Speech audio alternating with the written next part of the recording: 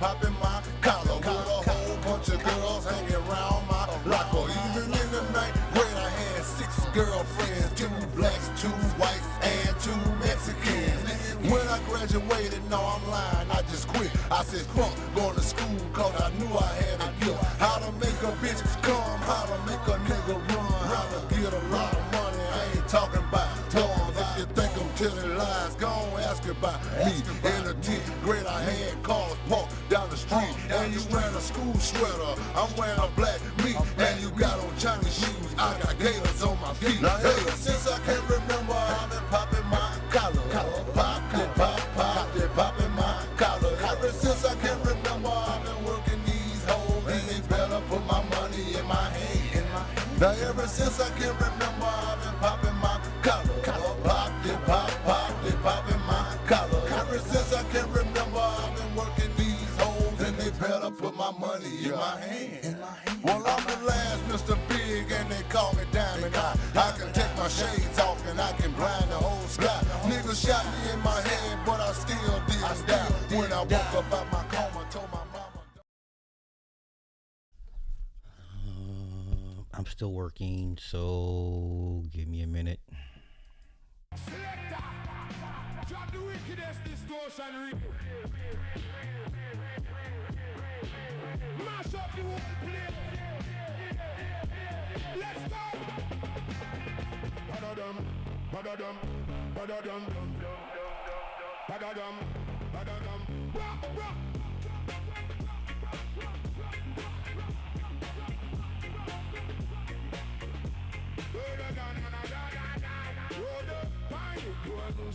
Bringing your friend, load up in fun for lose and for pretending. She overpour. Show her blood fire. Oh no, me know I dirty woman.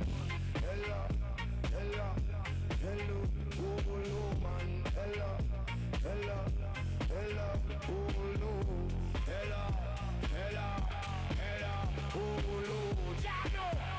Hello, hello, we like out in the dangerous man.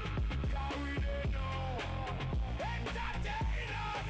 We feel stupid and contagious. Blood clot. Cause we don't know. Entertain us. Amulato. Albino. A mosquito. We live it up. Yeah.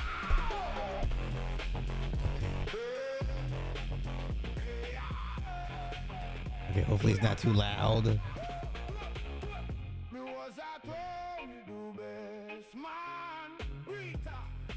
I figured since we're doing the topic of Adolf Hitler being a Blackamoor, have some Jamaican music. Why not, right? Super late stream. I didn't feel like doing anything today, so we're here late night. The name of this song, I pulled it from, I'll tell you what. I have no problems emailing out. Just email me. Do you have my email? Email me and I'll send it to you. It's an AI song that I heard on IG, and I was like, oh, this is cool, and I ripped it. It's an AI song. So yeah, email me and I'll get it to you. You have my email address? Okay. Let me just, for those that are wanting this song playing in the background, email me and I will gladly send it over to you. So 2016 June. Okay, boom. Should be good to go. Should be good to go. Okay, yes, indeed. Happy Tuesday. Oh wait. Hold up. Let me send this message out. Hold on, y'all.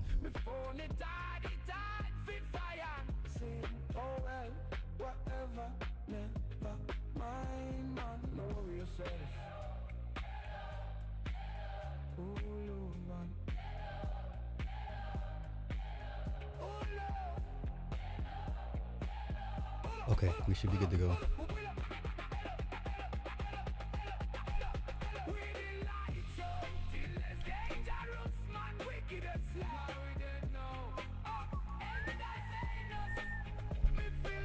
Where do I want to start right now? Where do I want to start? We'll do a couple clips and then we'll get into the Hitler thing. Yeah, does that sound like a plan? Does that sound like a plan? Okay.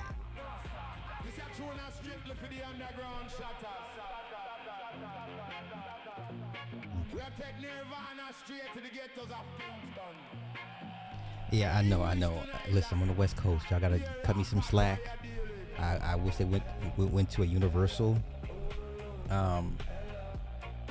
time, but which is dumb not to have universal time zones, which is insane.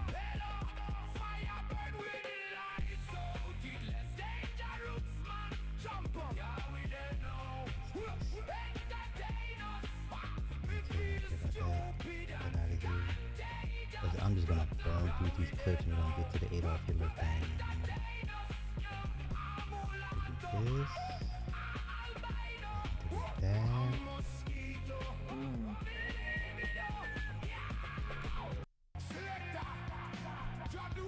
Okay, where's this HBCUs? Kicking some backs in. Am I gonna kick it back in tonight? Let me see what this HBCU talking about. What they do here. Okay, let's go here. I got time.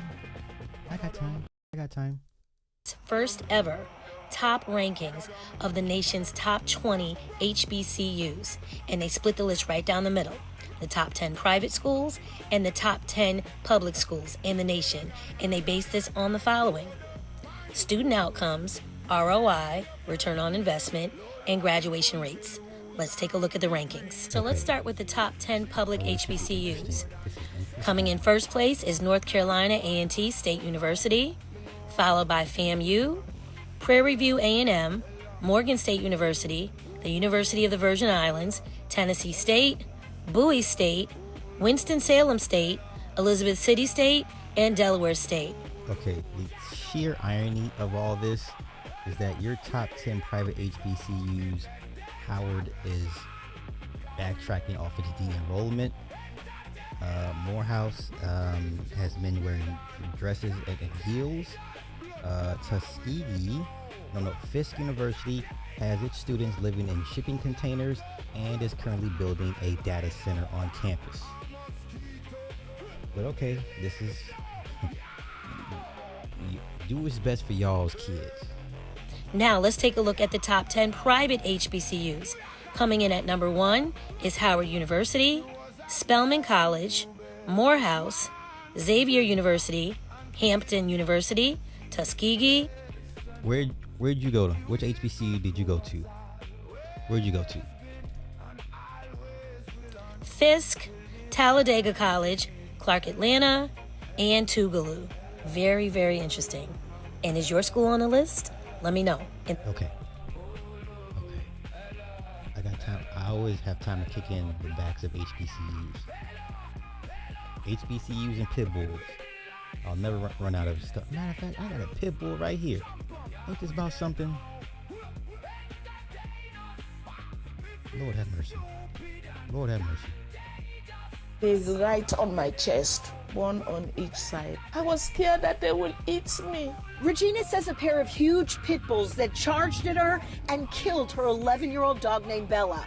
The grandmother is talking only to Eyewitness News. I was holding on to Bella, let her go. I was trying to take Bella, I wouldn't let her go. Regina says the violent incident unfolded here in front of her Brooklyn home July 6. She took Bella, who was on leash, out for a walk, looked up and says she saw the dogs. No one was around and they were off leash. I picked Bella up, coming up the step, and I got beaten. I didn't even know that they followed me.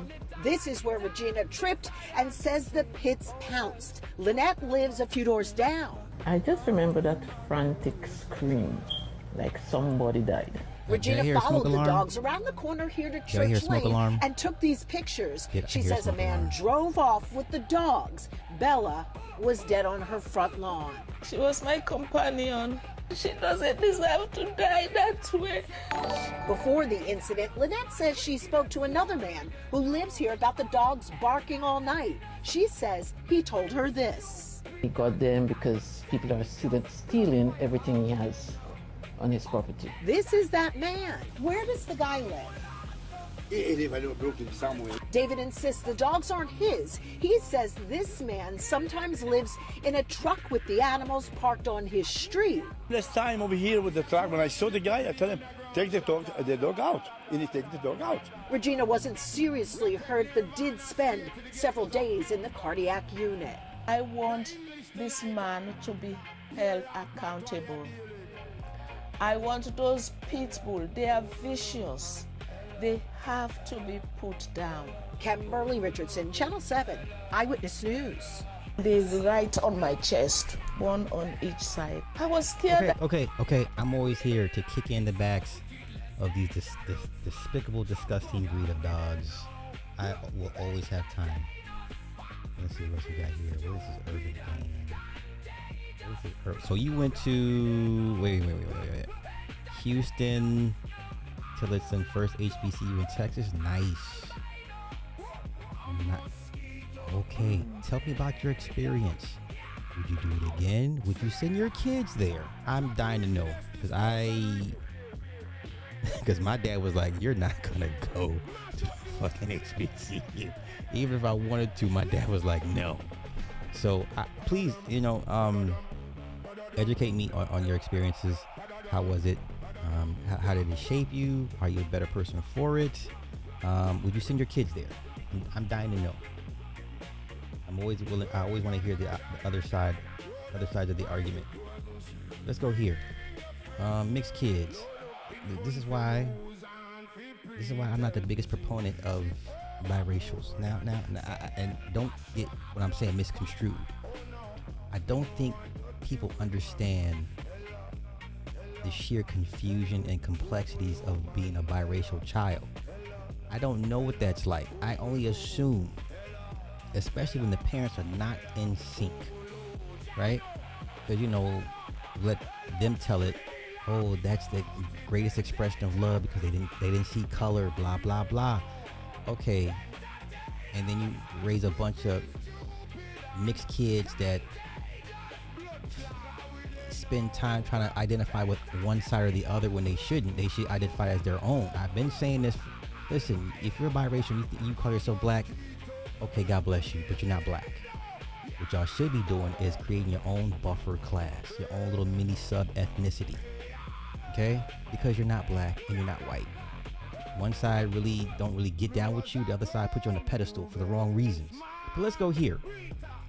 Pay attention to what this white daddy says to his mixed son. See, the white dad is trying to get this kid ready for life. The mama is stupid. The son is a goofball. Everything's jokey jokes. But come on, let's go here. Let's go. That haircut. Your skin is lighter than mine. No, it's not. Yes, it is. I don't care. You are Caucasian. Are you Caucasian? What are you? I'm black. Okay. So the white man says you're Caucasian. His mama says you're black. The kid identifies as black. Do you see the state of confusion already programmed into this kid? Let's continue. You're mixed. You hear that? I'm not gonna. I just did something. What? You can't have like stuff. Point the camera that way. You're mixed. I said point the camera that way. Just fix it up a little bit. Didn't he ask you What? the other day for a DNA test? Yeah, and look at his hair. It's nothing like you. Okay, now the pushback I have for that is if you had read the forgotten cause of the Civil War, when it was about freeing the white slaves, they went by who the mama was. So it depends on what racial group you're dealing with, what demographic, what year, or what time frame, which religion. Some religions, like the Jews, go by who your mama is, not your daddy. And the same reason down in the deep south, when antebellum slavery was running rampant, and the white folk found out there were white people enslaved in the south, that was part of the catalyst for the Civil War, because they were spreading propaganda to the north to say, hey, look, They got white folk here enslaved right next to these blacks. And the white folk were horrified because the South wanted to enslave everybody. And how they trace the lineage is who the mama was, not the daddy. So which doctrine are we talking about? That's why I don't even entertain those arguments. Some groups go by the mama, some groups go by the daddy. Let's continue. It's because your mama is black, right? Yeah.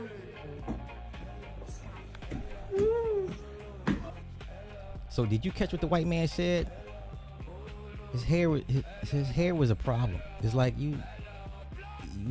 y'all see the mixed kids. They look like Sideshow Bob. How many mixed kids do you see with the Sideshow Bob tapered afro or the tapered locks? And it looks like, what is this? You understand? Come on. I'll run it back. Pay attention to what the white man says. You're too urban. The white daddy told his mixed son, your haircut is too urban. Y'all didn't catch that. And I don't think this white man had any inkling when this son got to this age, he would be having these types of problems. It's all good when you banging the dark meat and she look good, she smell good, she tastes good. And we're gonna have a cute little baby. He's gonna have green eyes and thin hair. It's not gonna be kinky. It's not gonna be nappy. It's not gonna be no 4C hair. Right? This is an expression of our love that it shows the world that both blacks and whites can come together. Blah blah blah. And this white man sat here and told his mixed son, your haircut is too urban. And this little boy, okay. Urban? No. Yeah, urban with that haircut. How many mixed boys do y'all see with haircuts like this, or it's twisted, or it's knotted up, and it just looks like y'all football players, y'all NBA basket. Look at the NBA teams. None but mixed kids, mixed boys with their hair like this, or locked up, or twisted, or braided up. Like, do y'all have any idea of any semblance of wanting to establish your own identity? You don't want to look like yourself. Y'all all look the same. They all look the same. Later than mine. No, it's not. Yes, So let's go through these comments. I don't care. Let's go through these comments. You are Caucasian. Are you Caucasian? What are you? I'm black. Okay. You're mixed. You hear? So the daddy says you white. The white daddy says your hair's too urban. The mama says you mixed. The boy identifies as black. Okay, y'all got it. Let's go here. The mom constantly saying he's mixed when he proudly said he's black is also something. Why don't y'all teach y'all biracial kids to accept them being biracial? Stop trying to convince your children to pick a side, because both sides are going to use them for their own advantages anyway. But let's continue. Dad was saying it's too black, which is precisely the problem with his remark. Also, you can see his son's feelings got a bit hurt. What an ass of a dad. That's a racist comment. He couldn't be too racist when the black mama's like, give me the racist peen. Give me that white racist peen. Give me your white racist semen so we can raise this half racist white mixed kid.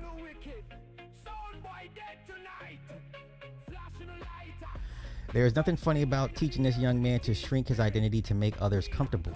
His hair isn't too urban, it's his heritage. It's the styling of the hair. But let's continue. Instead of laughing it off, this needed to be a teachable moment for his father and an empowering one for him. You ain't gonna tell this white man nothing. In the world that will judge him by his skin and texture regardless, home should be the first place he's taught to walk with pride in who he is. Okay. Son wants to be black, dad wants him to be white, and the mom won't allow him to be black. Dad wants a DNA test, mom thinks it's funny. Either this is some weird ass sense of humor, they are okay. This is the type of interracial couple that be making that family content y'all love so much. Whole time he hate his sons. Yeah, this is the one that gets the family fatigue.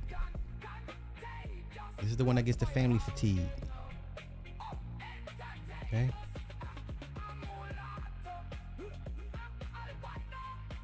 Okay. This is the the family fatigue. Okay. Mama is part of the problem too. Okay.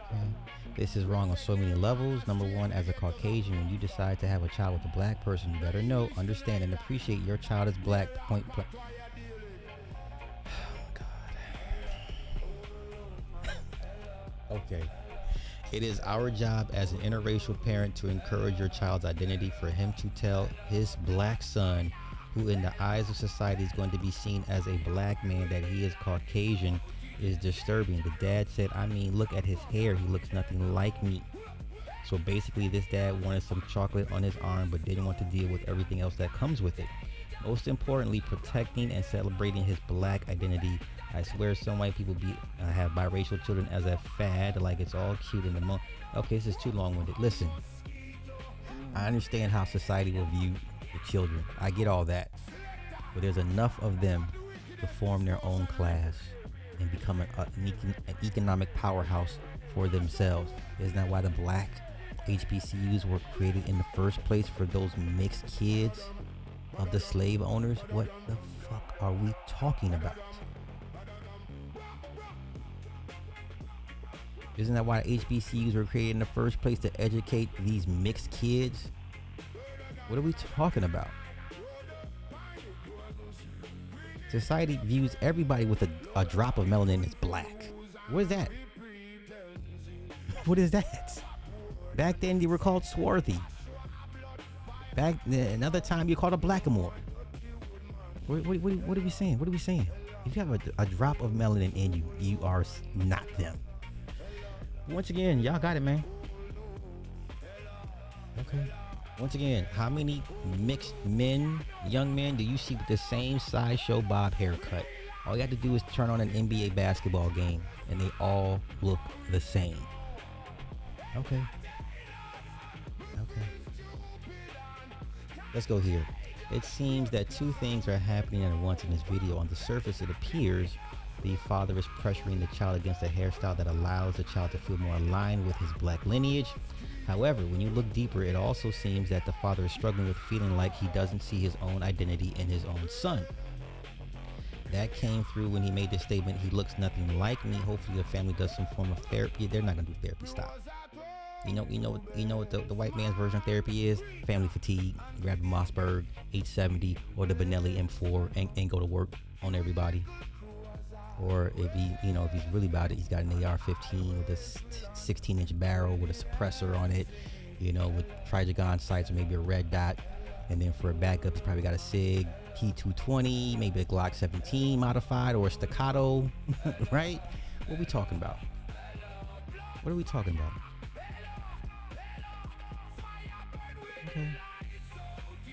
Okay. All right.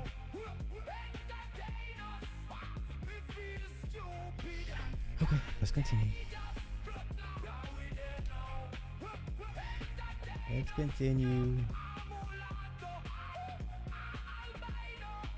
Hey, if the biracials actually came together and were their own force, guess what? You could force society to change how they view you. But what am I?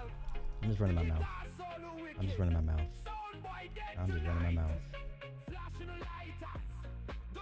Let's go here. Oh, this was interesting. I thought this was a skit. This is not a skit.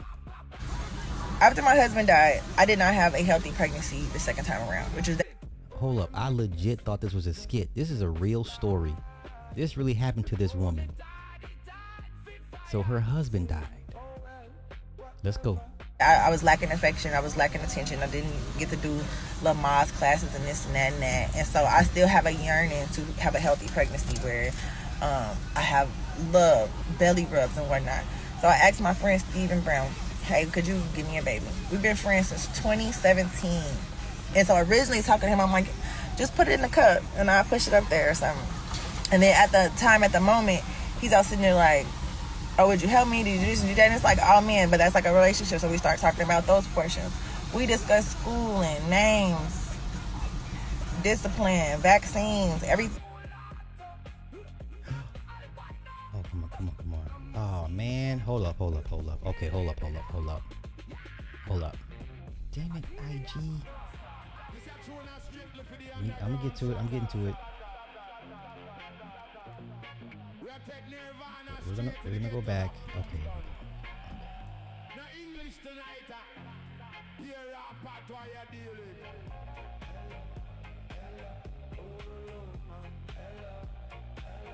I'm waiting for it to catch up.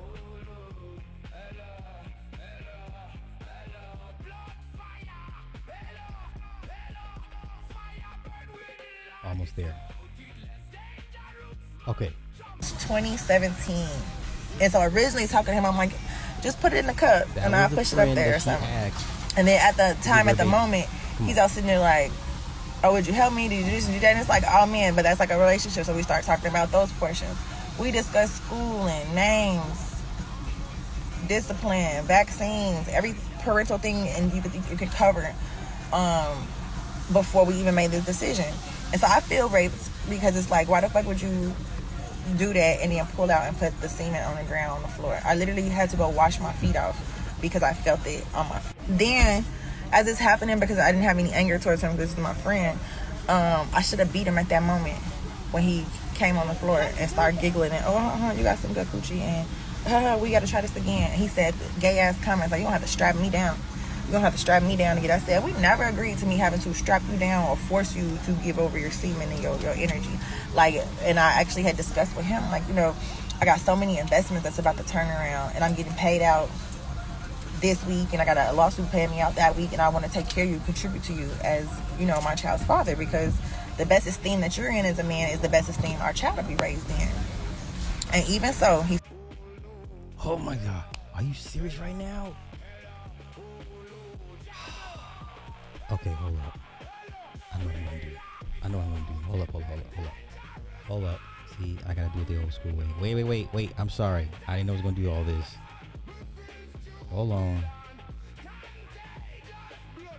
Some bullshit, man.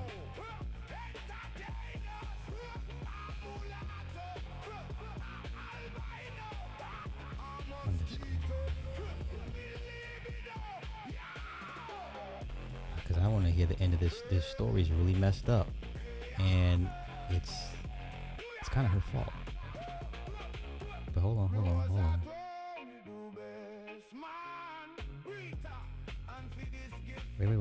Wait. Okay. How my friend lied to me. Okay, here we go. Okay, I got it. I'm gonna rip it. Hold on. Everybody calm down. We're gonna go over this. Willie Weeks, I got you too for the Cash App. Yes, Anglo-African. I would definitely. I mean, I've been down this road. I mean, talked about the Afro children of Rhineland and how Hitler made them pretty much go extinct because he what is the term I'm looking for? He sterilized that entire race of people. So I've been down these rabbit holes for a long time ago. It's ripping. Okay. Cool. Yeah, we're gonna go over this together. Cause this woman was in a weak emotional state. I get it. Her husband died. I get it.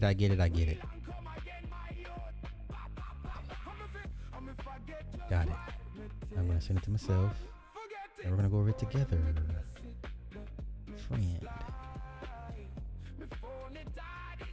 I just wanna know what is her motivation for all this. Like, what does she hope to gain out of telling her this story? I mean, I guess maybe it's catharsis for her. I don't know what her intent is, and I'm not gonna try to understand or act like I know. Okay.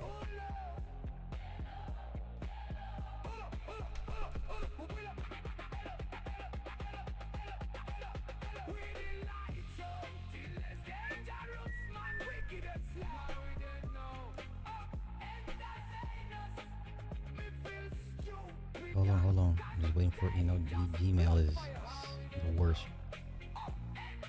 Friend.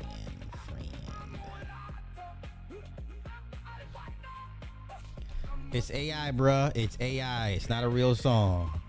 It's not a real artist. It's AI. This shit is taking forever to send. I was on IG one day and I heard it and I was like, oh, that's cool. But it's AI. It's AI. Yes. Yes, allow.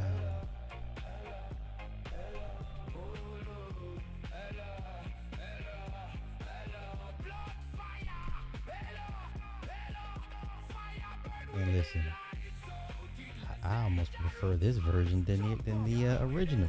That's the scary part. Okay, I got it. Let's go here.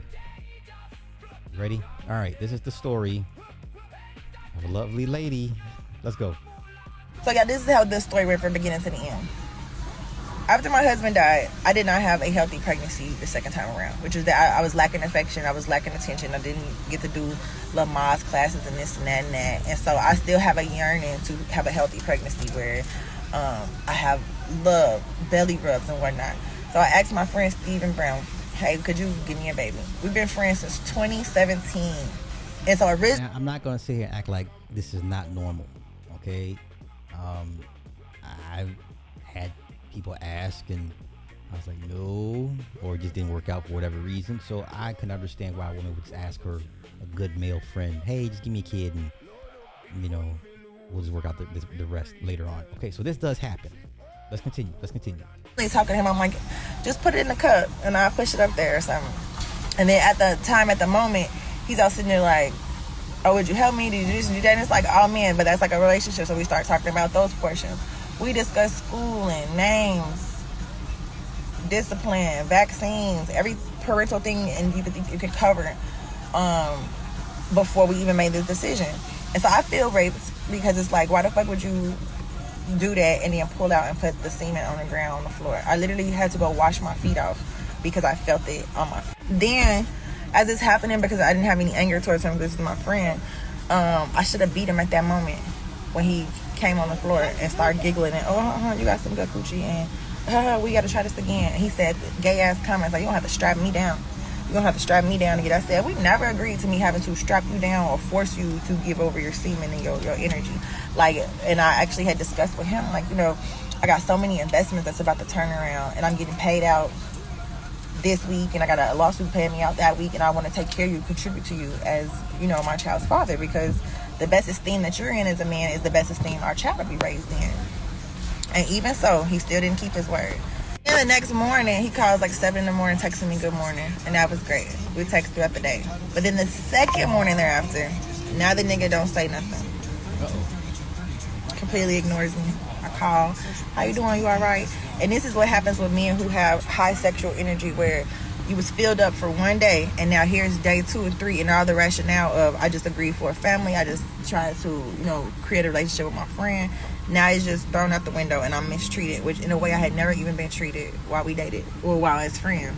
Man, that's called post-nut clarity. He thought about the implications and the weight of said decisions and lifelong cost at his expense. He had, I don't know, are you women not allowed to change y'all's mind?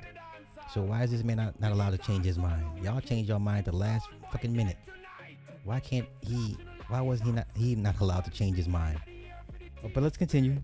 And so this is still not dating. It's still like, hey, do you... Are you gonna be in the like, we're not sexual. Am I gonna still get the sperm again? He goes, oh, I think that might have been enough. Or I think it might be in there. It's like, that's just not how it works. It's supposed to, you know, actually get a full dosage like we agreed. And it's absolutely crazy. So it's just like the laws. Y'all think that's right? Or they can just manipulate it. And so, yeah, somebody telling me, oh, now you got good coochie. And he's sitting there now with a flashlight, like a light, looking under my skirt because he wants to see me, or see my vagina now. And it's like, oh, yeah, you a freak. Saying you got to be strapped down was like, that's gay. Because most guys say tied up, tied down, held down. Like if you're on top riding or something, he said strapped down. And I think he knows that I put my finger in boys' butts before. So he probably wants some of that energy. And it felt like an instant yearning for me instead of complying with what we had agreed with, keeping his word what we had agreed to. So ladies, don't ever do this unless you got a man that's honest. You know they're gonna do it. Like this. I was abstinent for 5 months and I felt like, man, and being abstinent, I just want to procreate for a baby. I don't want to grow in age and not have more kids. And so moving too fast, I created my own pain. Interesting. You know what? Okay. Let's go back to her IG page and see if we can get some more. This makes no damn sense. Like, what? Let's go here. Some of these comments were pretty much on point. Now she says, now my coochie stank. I have no clue if I'm gonna be pregnant. Got a test in a week. And overall, this is another body I refuse to pay attention, fellas. This is another body I refuse to add to my list of lovers. This is 2 minutes. Just don't count. Don't even bother having this body count argument. They pick and choose who they want to add or who they want to admit to having on their belts, notches. Oh, at the time I sucked off 3 men, doesn't count. All that time I did anal with that other guy, doesn't count. They only pick and choose when they. So clearly this woman told the whole world, this man, you're trying to get this man, get you pregnant. And she says, I'm not going to add this to my body count. What kind of logical conversation can you have with this subject matter? Okay?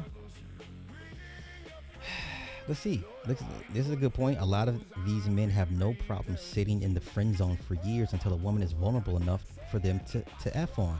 I hate these ninjas. She's right. She's right. Let's go here. What's wrong with meeting someone special to share your life with? The whole shit was wrong from the rip. Can't expect normal from a situation like this. Kids are major decisions and deserve way better than you can donate. Okay. All right. It's bananas. You can't find a real partner. Still need a baby. Right. Sound like you had the right idea. Wrong guy. Got cold feet. And then you notice how she said she felt like it was manipulation on his part. Like, what? Is he still your friend or you just ain't effing with him? Nah, he blocked. That man's energy is trash. I cried and called him for about 2 days expressing myself, and I felt closure to just let karma do the rest. Okay. Once again, I want to hear his side of the story.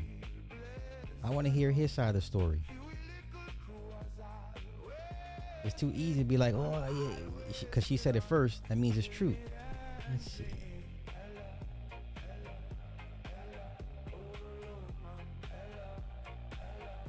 Okay, let's go here.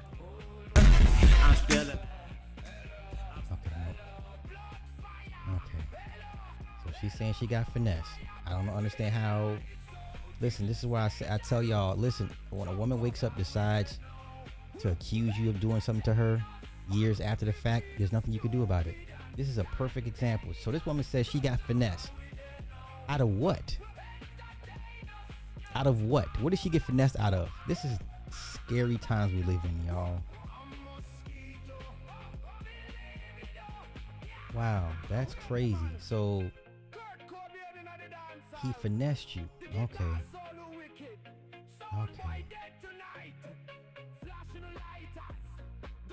Y'all be careful, man.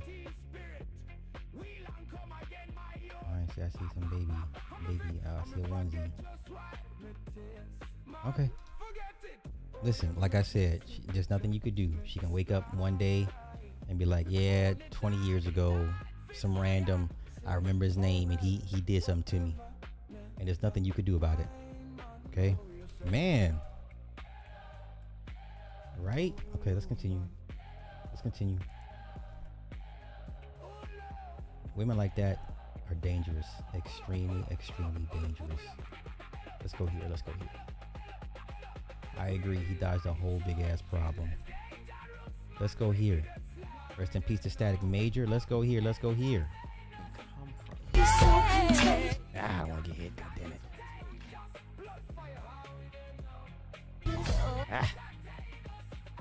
Hold up. I'm going to start talking. DJ motherfucking Quick. The incredible, incomparable, amazing DJ motherfucking Quick. My brother.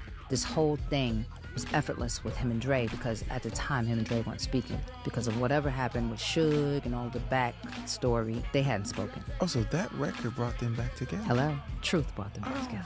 Shit. Yeah, you know what? Quick gave me that record for my birthday. We were supposed to be working on something else. Quick, he gave me some other stuff. My birthday just passed. Yeah, Can no, you no, give no. me No, listen. a No, record? listen. It was crazy because at the time, right, we had done all the records we could do, and we were looking for a single still. Dre's like, we don't have a single. We don't have a single. We don't have a single. When I started talking to Quick was giving me other tracks. I don't know what made him call me with this one, but he had done this track with MC Lyte initially. He put it on her. She put the vocals on it. Never came out. He was like, listen, see what Dre feel about this track. He sent it to me. Dre is in the hospital at the time with his wife having his daughter. I don't want to disturb y'all, but you gotta hear this. I know it's a baby. But I got one too. Dre was like, what the fuck is this? Yeah. He's like, what is this? Had you cut your vocals yet? Or it's just a track? It's just a track. No, I tried to and a write to sample. this shit. It was killing me. I couldn't write to it.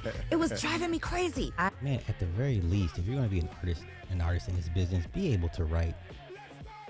Even if you need a co-writer, or if you need a skeleton reference track with something, be able to write something. This bitch didn't write none of this. That record, she wrote none of it. Okay, let's continue. I had to call in Static. Rest in peace. My brother. Mine as well. When I tell you that man came in and wrote Addictive in 5 minutes, praise God. 5 minutes. 5 minutes. He walked in, he sang down the melody. He walked out, he listened to the melody. He walked in, he put the lyrics to it. He walked out. I said, I know you. Oh, so you didn't write on Addictive? No. Now, this should be embarrassing to her as an artist. This should be embarrassing to any artist who didn't contribute no type of nothing to the end production. You didn't contribute nothing to this. You didn't put in 10 words, 5 words, a bridge, a hook, nothing. This should embarrass you if you're an artist. You should be hanging your head down, but like, no, you're not an artist. You're just a singer. You're just a singer. You're not an artist. But let's continue. I wrote every other song, but the R. Kelly song, I'm Addictive. Artist, if someone gives you a So her biggest hit, she didn't write. Okay, fair enough. So her biggest hit, she did not write. Okay, that's not good. Wait, where's she at? Wait, what the hell? She would have finessed him for child support for sure. Oh, for sure. Listen, once the man got out of hand, when she felt she couldn't control him, for sure. For sure. He finessed her out of the Tootie. Who the hell calls it Tootie? Okay, you're a goofball. Nobody calls it Tootie, okay? But anywho. Ash, sing it. Please and thank you. So when the record drops. Okay. Her biggest hit of her career, she did not write. Okay.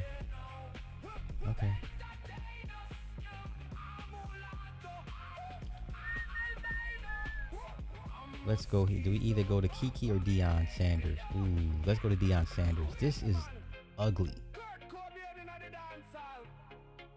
Now, this guy, listen, just take it for what it is, one man. thing. I'm presenting information. Y'all know one thing about me is I'm going to keep it 100 with you. And so, that's with anybody, Tour ain't no real snitch, like trying to snitch on somebody. This person really think that they could really do what they want to. And people use money if they can to try to bully you in a place where he think he can set these things. And the whole thing about it is like, I don't understand why people would just allow that to happen to someone. But, oh well. But the reality about it is this. I don't understand why this person does the things he does, knowing the things I know. Like, let's be real, Deion Sanders. Let's keep it 100 now. Tell everybody how you got AIDS. Tell them my cousin, because y'all was fucking with Tom, Dick, and Harry, burned you.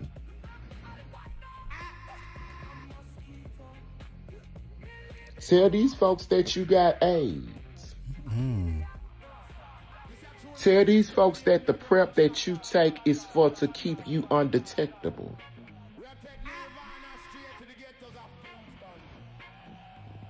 You see, that's the thing. I don't understand why somebody to this magnitude, when you know, and you know y'all can't get it, is HIPAA. But if the thing about it is, the reality about it is, he got AIDS.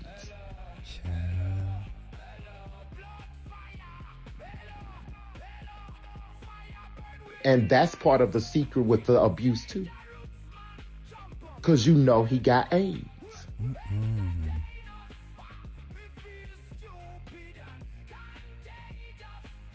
So the reality about it is, you know what I'm saying? And it's real, y'all. These women and stuff and shit like that. Y'all, if y'all ain't crazy, Deion Sanders got AIDS.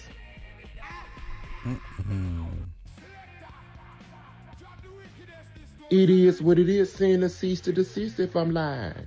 He can't. Because Deion Sanders got AIDS. And y'all know one thing. Child. Pilar Sanders liked this post. That's what stands out to me. Oh, no. No. I saw that she wrong for that. Oh, no. Regardless, that's the father of her kids, and it's messy. She dead wrong. Oh, no. Wonder if it's something she knows that we don't. No. And he responded. She knows the truth about what happened to me. It's time for someone to stand up for what is right. No. Right, makes me think it must be some truth to it. Maybe she knows if she liked it, then that means she knows he has it. What? So if she knows something, do that mean she got AIDS? What?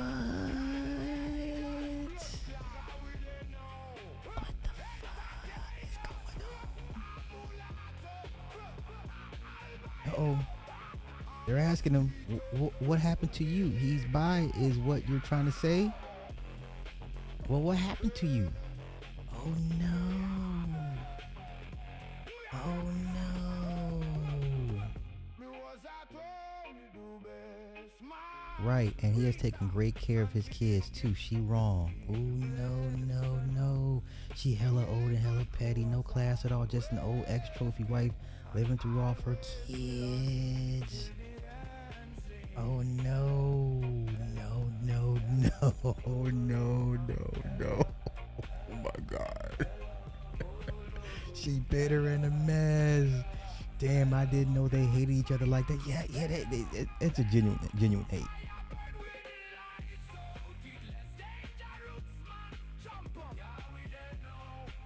That's crazy.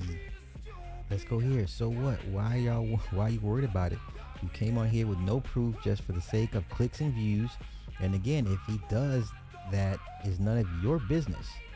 Exactly, who cares? I do. If his health is declining before my eyes, I want to know why. People put their entire lives online for entertainment. Gotta tell the good and the bad. Okay, talk that shit. You know something we don't do, tell. Oh no. Why you want to know? You gonna pay a hospital bill? You gonna pay his mortgage when he can't work? You just nosy. You don't care about that man for real. Listen, ever since he exchanged those kids' lives in Jackson State with the jab for a football field from Walmart, I said the hell with Deion Sanders. I don't give a damn. This nigga missing 2 toes, half a calf muscle. He diabetic and he's on blood thinners for life. And he just had bladder cancer. I don't give a fuck about him.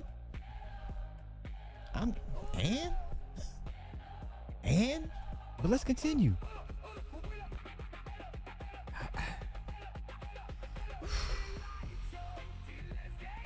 This is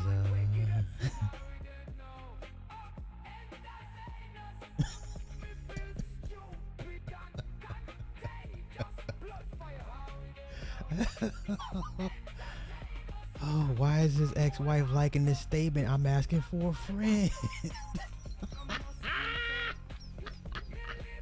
Right, I noticed that. Weird, because I don't see it. She missed the lifestyle. Man. Wait. Let's continue. Let's see what else he got.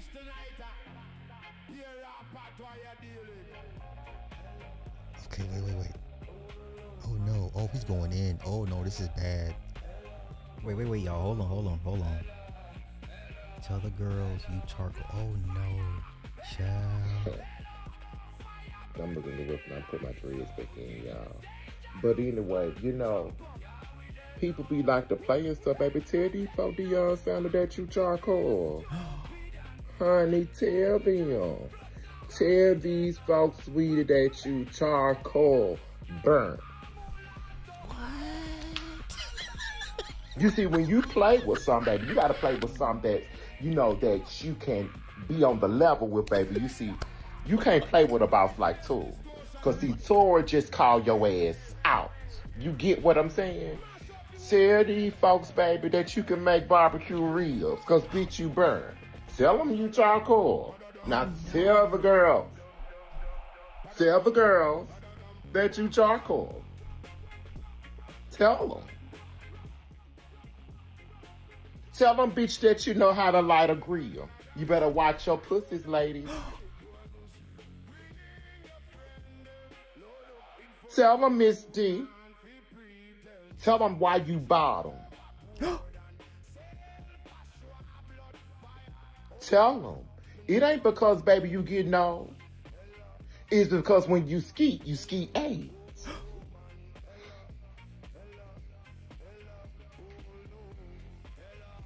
Tell them, sweetie, when you skeeting, that's why you don't, nutting, folks. You skeeting AIDS. Tell the people now. Tell the tea. No, sir, no. Tell these folks just like it is. And a lot of people, this is just Tor. Tor can't be nobody else but Tor for y'all ass. You feel what I'm saying? A lot of people think that he trying to be this, he trying to be that. I ain't gonna be nobody but my motherfucking ass for you, baby. Whether you like it or not.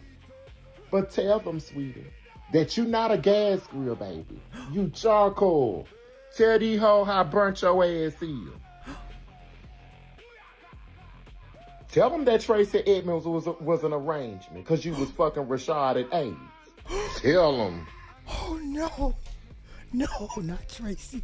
Not Tracy. You need to tell them the truth. You like to play this stuff where you can get these other folks to do stuff behind the scenes. Well, we're going to tell everybody, baby, that you need to be on the prep commercial. What? You can do seminars about what it means to take your medicine and how you can stay healthy, bitch. Show the world. That's your next endorsement, bitch. The HIV commercial. No. You remember that hoe when you playing with Tor. Don't do this. Because the reality about it is, baby, you are a grill. Nah, burn. Son. Oh, no. Jesus. Lord have mercy. Lord have mercy. What the fuck did we walk into? Wait. Oh, no. Last thing, y'all, because I was up, I went out, I had a great day, but I noticed some of the things that had been taking place, just a couple things. And it's not a place to, like I told you, it's really to respond and react. That's not a reaction, I'm giving you a response, just not facts. But I thought about this too, when you know everything. So it's like, tell these people that it was more than talking about I'm cancer free. Tell these folks that you needed a round of medicine that was going to work for you, sweetie. Why you lost so much weight, sweetie. You didn't lose so much weight from radiation, sweetie. Tell these girls the tea. Oh. Why you didn't want to talk about your weight loss or what was happening with your weight or your health in interviews, since you like to place, you like to follow me state to state to state. So we're going to go nationwide with you. Nationwide is on your side. You remember they on your side, sweetie. No. So when you make sure that you playing, you get what I'm saying? You got to tell everything, but let's be real. Does radiation treatment, people, just that itself causes someone to lose as much weight as they did. Without the chemotherapy, because the chemotherapy is the place that causes you to what? Not want to eat and lose the appetite, right? Okay, is he hitting facts? Come on, all my CNAs, RNs, get y'all ass in here. Is he spitting facts right now about the chemo? I know this from both of my parents having cancer. One that was just radiation and one that required chemo. So when somebody is playing something and they want to tell something and they want to use other people because they think they run something from place to place. Nationwide, remember, because everywhere that I go and follow, it's on your side. So let's make sure we get to them and make sure that they understand everything when you think about it. Was he just sick from radiation that he lost that much weight? People think that I'm being facetious, but you're not using your brain either.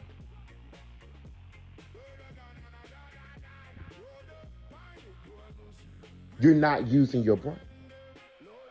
When you think about the magnitude of what each medicine or each what they do, those are just facts. Remember, Dion, Nationwide is on your side. It wasn't just radiation, AIDS.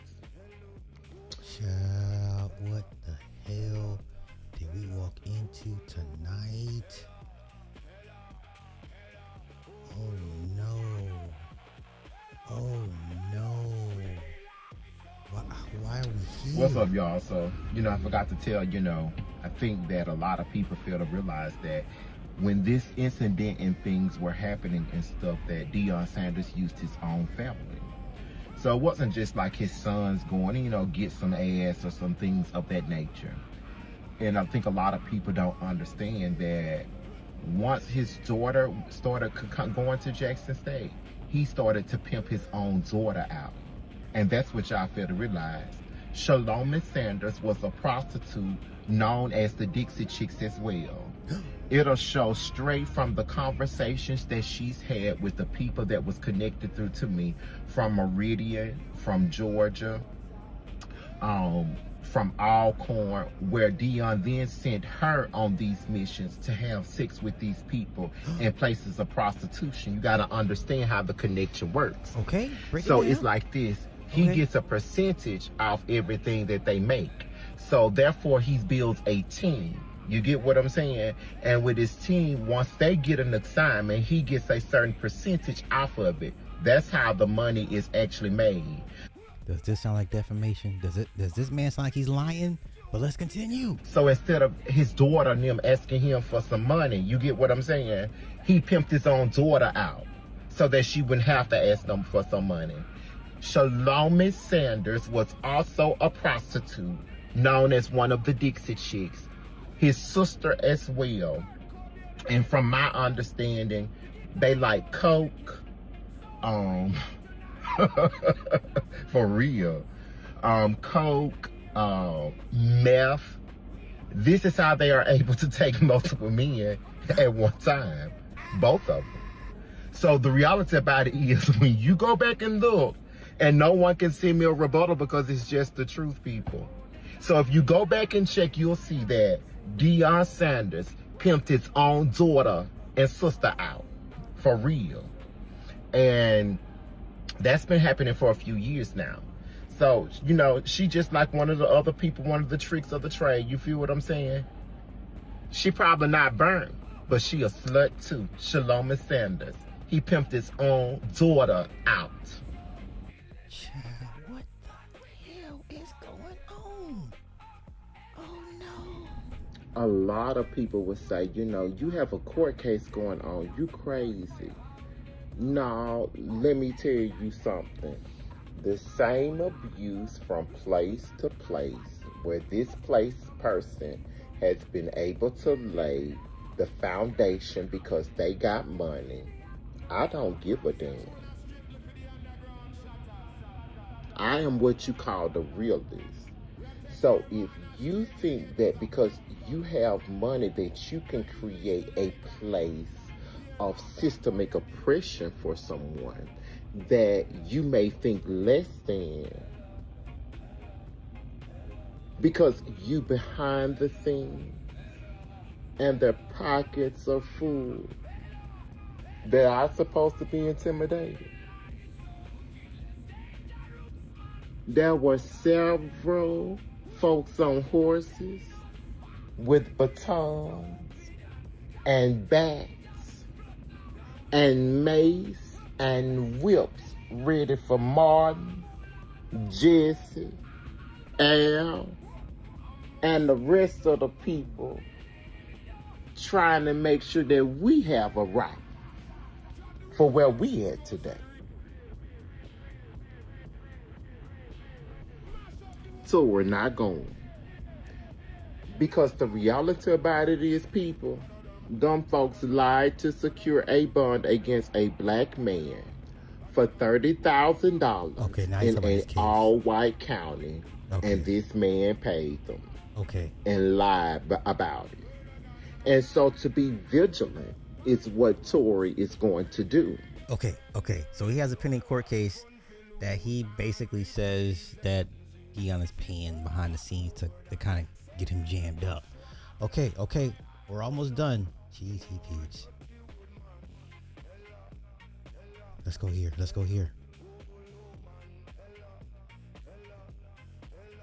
Okay, you don't even look like you can stand next to Deion Sanders. When they did the last time you met him, did y'all have lunch? Okay.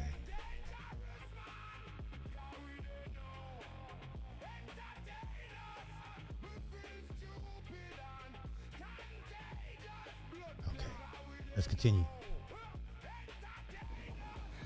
So what a lot of people don't understand is this. Well, why are you don't understand. This person is a narcissist. Deion Sanders is a narcissist. So that's number one. That's kind of what I'm dealing with right now, is somebody that is a narcissist that think they can use their money in a place to do what they want to people. And a little bit about an article. Why people saying, well, why are you saying something? An article was written on me July 26, 2025 by College Sports Network. And I was arrested on charges that I didn't do. So this person then used the DA of Boulder to ask from a $1,000 bond to a $30,000 bond. Now, a $30,000 bond for a misdemeanor. That's a bit excessive.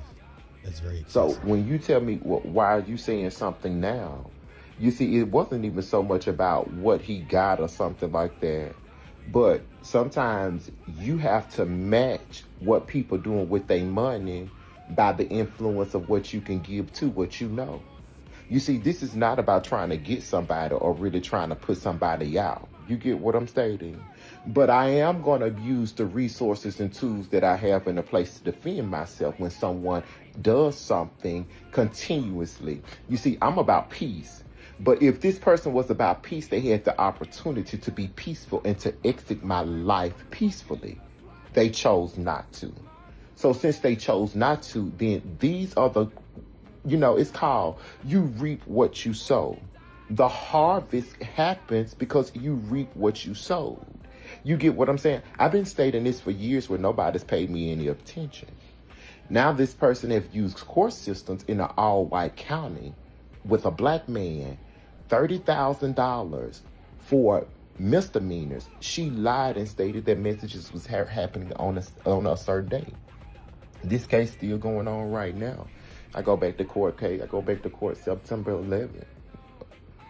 I got a protection order, whatever they said, like they're the victims, when it's been me who really has been the victim. This is not about what this man did or what he got going on. I could give a rat's ass about people business. I protect people.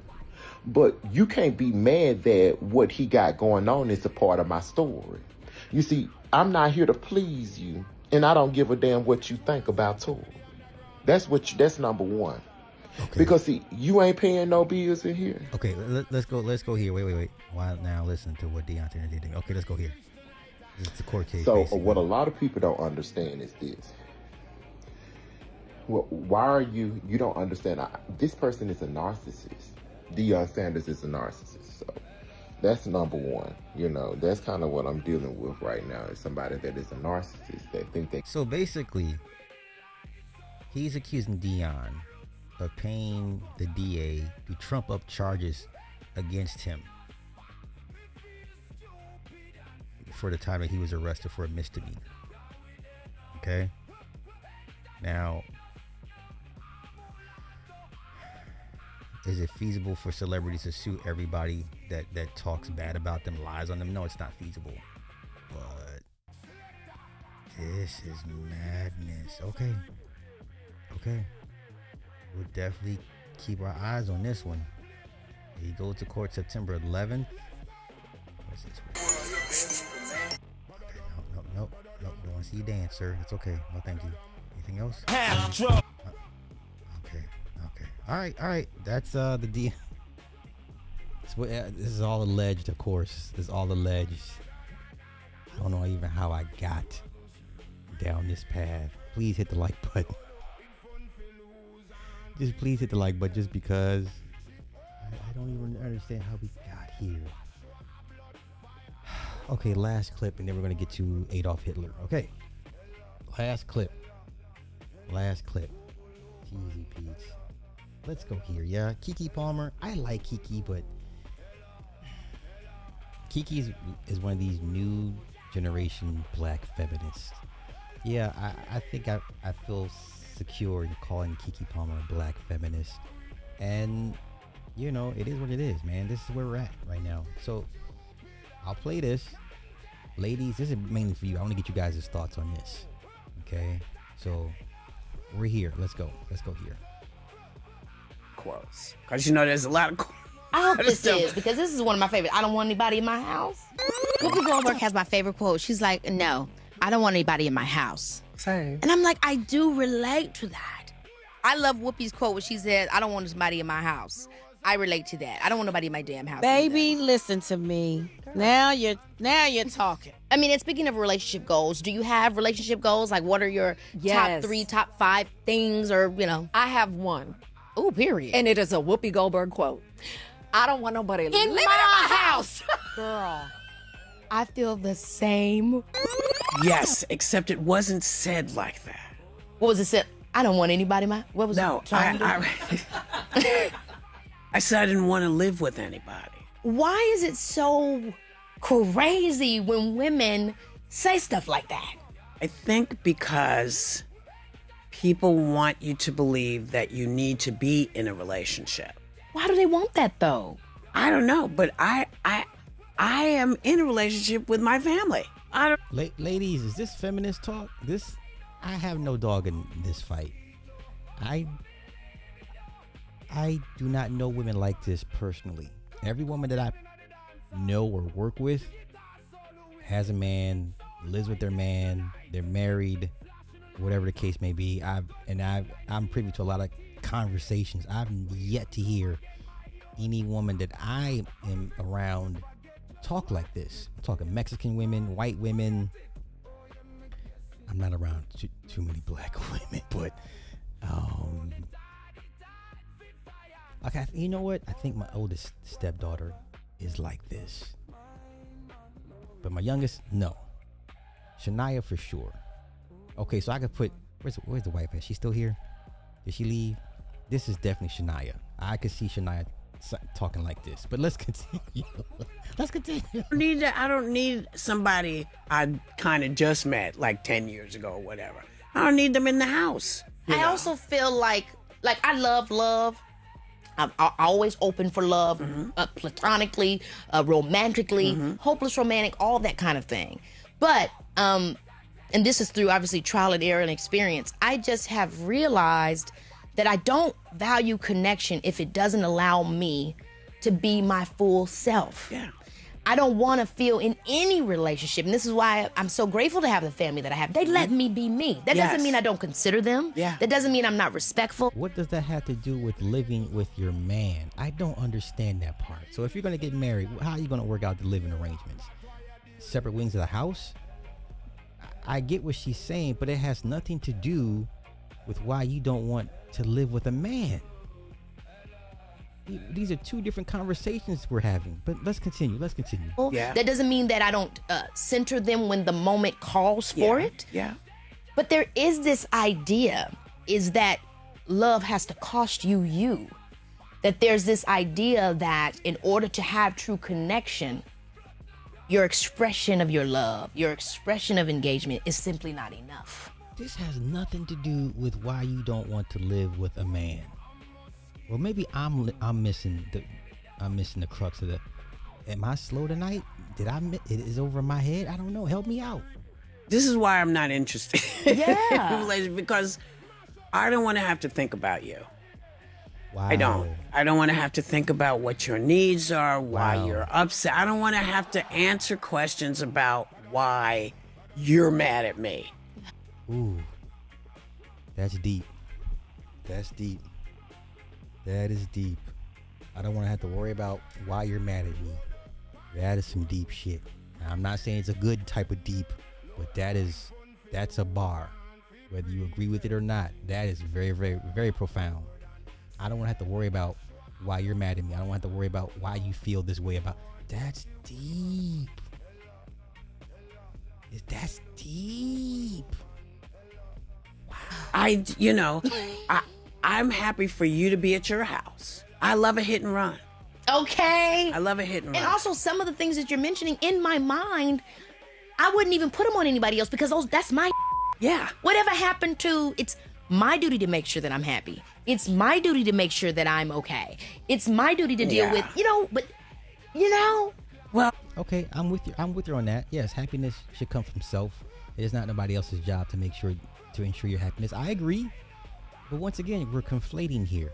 So it went from why you don't want to live with a man to who's in charge of your happiness to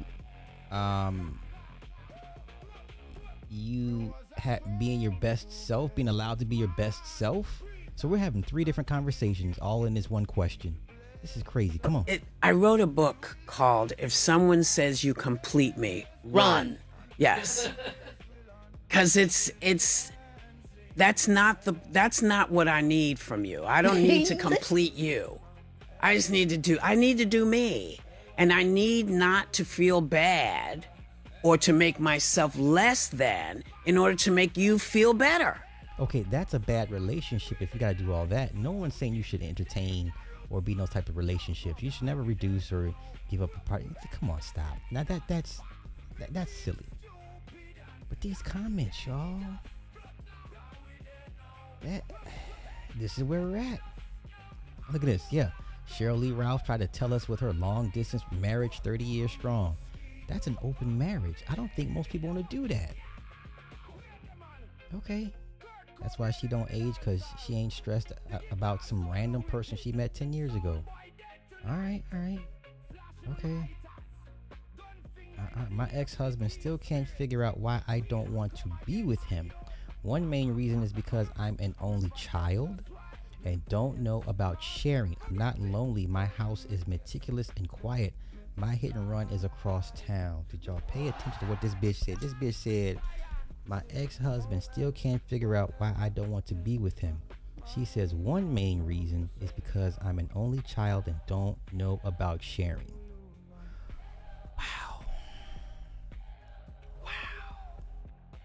Wow. Look at this. I want my own room, and this man is freaking out. I need my own space. My own house would be preferable, but I'll take bedroom. Lord have mercy. Lord have mercy.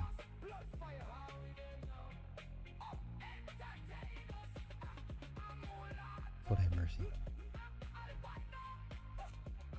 Okay. I understand, because I don't want to live with a man either. Mind you, I'm married. Wow.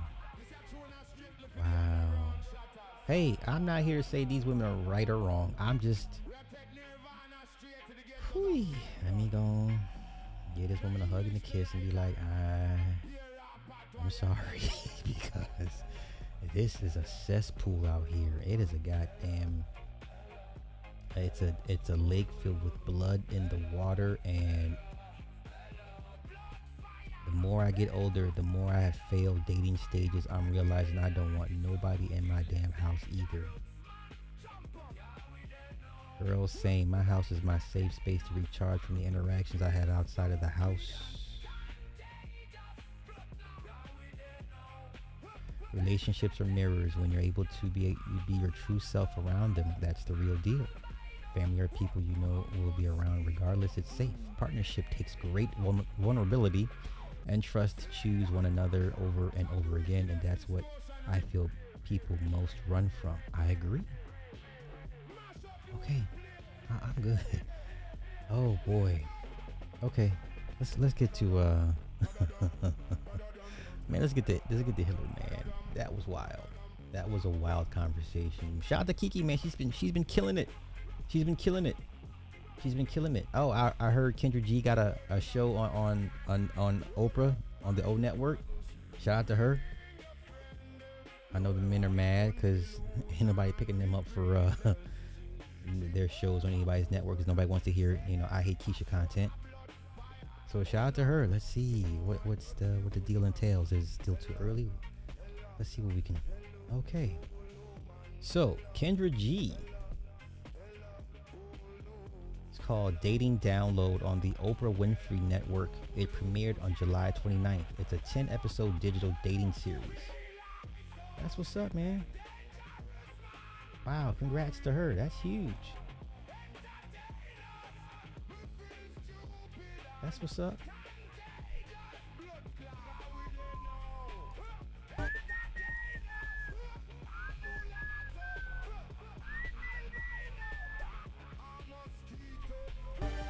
He was like, but did you get clarification?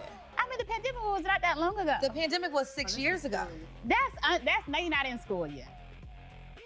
Oh boy. All right. You heard her voice. She's here right now. If you're single and you're ready to mingle, our next guest. Man, listen. Man, done took Kevin's slot and then took it to the next level. I know they mad. Kevin is not here to eat off the fruits of his labor. He burnt, what they say, the brightest lights burn fastest, whatever. Yeah, the brightest lights burn out the fastest. And that man probably got 2 years, a 2-year run, a legit 2 years, and couldn't even stick around long enough to enjoy his works. That's messed up. But Kendra G, man, she's out of here. She's known for making true love connections. And right now, she's hosting a new show that explores a fresh perspective on all that modern romance that we love to hate sometimes. She's out of here. Now we got Kendra G in the house with us. Kendra, thank you so much for being here. Thank you. You're so gorgeous. It's an honor to be here. Girl, I'm trying to keep up with you. I'm serious. Well, black don't crack, honey. She's looking real good. Okay, we got to get to Cupid with a K. Yes. Your nickname. Yes. Okay, why are you deciding to become a matchmaker, especially in today's day and age where dating can feel like a nightmare? Let's just start how it started. I was in a relationship during COVID and we broke up. And single life during COVID, you couldn't talk to anybody. It's pre-mass. You had to quarantine by yourself. So I decided to go on IG Live and connect with other single people. Wow. This is April 2020. That was 6 years ago. But I knew that one night because like you, I was in media. I was hosting a morning show in Chicago at the time. And it was real people, not the celebrities I was normally interviewing. And I was like, I got something here if I take it serious. And it changed my life. So that's why it's Cupid with the K. We got more than 25 marriages, 4 weddings this year. I had a Chicago next week for a couple that met inside the Kendra G Singles dating app. Oh so my that's why I'm the gosh. matchmaker, girl. We love it. I mean, Listen, hey, you can crack jokes on her all day about she not being married, and I get all that. It doesn't matter. This woman is out of here. Congrats to her. She gonna take y'all's content that y'all's fallen leader took, and she gonna take that and she gonna run this shit into the end zone. Okay, I don't think these guys understand. Mainstream general society does not want to hear I Hate Keisha content. They don't want it. The market tells you. Now, before you say, well, Kevin, Kevin is an anomaly. Kendra's about to take that to places where he wasn't able to get to because he's dead. And this is not I Hate Keisha content. Okay? Well, let's continue. And even Kevin understood the I Hate Keisha content has a ceiling, which is why he was trying to transition into acting. He wasn't stupid. Nobody wants to be known as a I Hate Keisha content creator. Unless you're, seriously whacked out of your mind, but let's go. Love in today's day and age can be so hard. Yes. I also want to talk about your project, Dating Download. Yes. Congratulations on this show. Thank Exactly. you so much. Killing it. Winter Tell us a did little bit not about come what's for on Oh my Kendra. God, They Dating sure Download, didn't. it is my baby. Shout out to Pauline Malcolm who created Dating Download.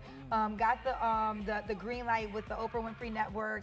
And these three women, Pauline Malcolm, Tina Perry, who's the president of Oprah Winfrey Networks, and of course Mama O, I call her, Oprah Winfrey. They greenlit it. My only critique of Kendra, she needs a better stylist. These stupid goofy wigs that she has on her head. I mean, come on, sis, you got money now. Up the budget. Up the budget. A nice tight sew in, 6 to 8 inches. I don't know, this long drapery entangled. This looks like a mess. So she needs a better stylist. But nonetheless, congrats to her. She's out of here, They man. decided I was the host before even having a meeting with me. I didn't have to audition. Wow. And what you're gonna see in this season is I'm interviewing the women after blind dates we put them on. Oh and my we did our gosh. best to find the guy that you wanted, as in maybe it was the characteristic, Yeah. or maybe it was the aesthetic. And then after the date, I interview the girl to find out if she wants the second date. And you're gonna learn that, listen, I know we got men that have issues, but our ladies, there's some issues that we gotta talk about. No one's perfect. We're all in this Yes, together, yes. struggling through it. What's been the biggest surprise as you've been in this project, as you're talking to so many active daters The right lack now? of self-awareness. Really? People do not spend enough time on themselves. They're always critiquing the person that they dated, how terrible they were. They do not do self-reflection because guess what? You attracted that person. There's something in you that was in that person that made them come into your life. So you got to figure out what was about me that attracted him or her, and what do I need to change so I never attract it again? Okay, she out of here, man. She out of here. Congrats to her. She's gonna kill it. She's gonna kill it. It's gonna make them Negroes sick, and they're gonna be making reaction videos to her content. I'm here for it, man. I'm here for it. All right, let's get to this. Adolf Hitler was a Blackamoor. Okay, was a Blackamoor. Now take everything I present with a huge grain of sea salt. Okay.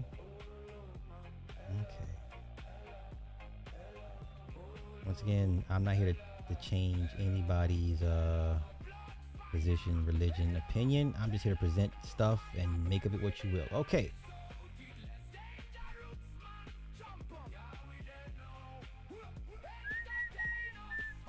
Adolf Hitler was a Blackamoor. This article is, how old is this article? I don't know. But let's go. We're here. So Walt Disney at one point played Hitler in a movie. That much I am aware of. Okay. But let's go here. Okay. So Adolf Hitler was a Blackamoor. According to the Congressional Record Proceedings and Debates of the United States Congress, which was published in 1937, Adolf Hitler was dark-skinned and swarthy. Uh-oh. So let's go to this link here. Oh, okay, so we'll have to do it the old school way. No worries. Okay, let's do this. Let's do the Congressional Record Proceedings and Debates of the U.S. Okay, so let's do this.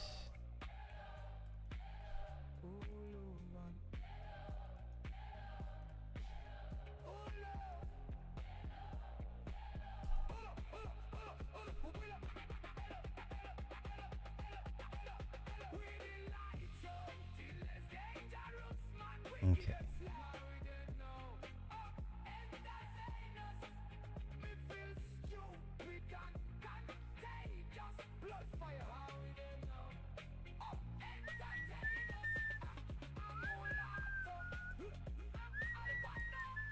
So this is the PDF. I'm not gonna go through the whole thing, but it's a real thing. It is real. Okay? It is real. So now let's simplify it even more.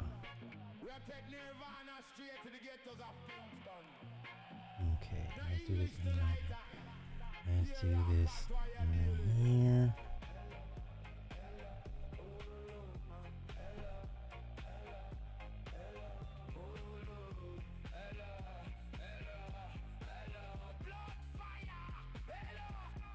Okay. Viral social media claims have recently highlighted page 5552 to suggest that official U.S. government documents describe Hitler's physical appearance using terms like dark-skinned, black eyes, swarthy, to argue alternative historical narratives.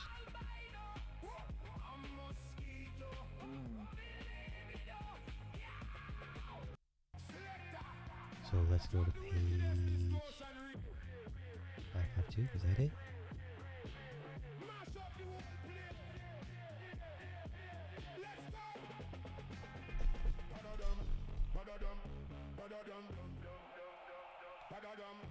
Understand infamy, the Third Reich, the pure Germans, they're mostly foreigners. Okay. Alright, behold Adolf Hitler himself, the Al Capone racketeer of Germany. Dark-skinned, black eyes, swarthy, and excitable. Does not represent the ideal of the blonde, blue-eyed, slow, and calm German. He is an Austrian Slav who became a German citizen shortly before he seized power.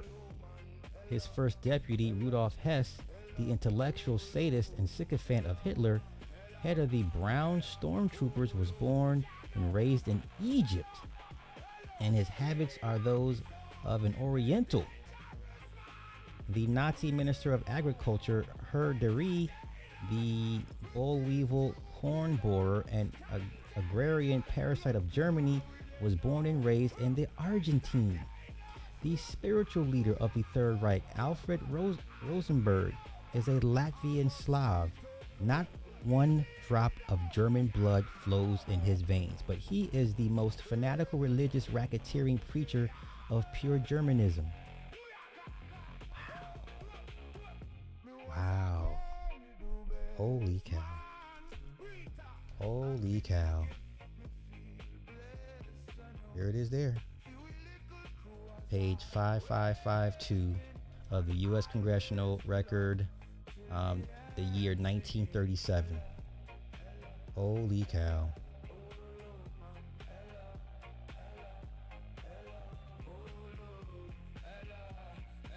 The former playboy of Adolf Hitler, Mr. Hefensteigel, is half American and a Harvard graduate. Any number of lesser Nazi lights are of French, Italian, Dutch, and Czech origin. They should all be deported from Germany as foreigners and crooked aliens. Wow. No government of any European nation consists of as many foreigners as the present Nazi government. Holy cow. That's insane. That is insane. That is insane. Let's get back to it. We are here for it. We are here for it. So let's go. Yeah, these were like all the little black Germans and the black. Okay, black folk everyone. Okay. We're getting there. We're getting there. We're getting there. This is crazy.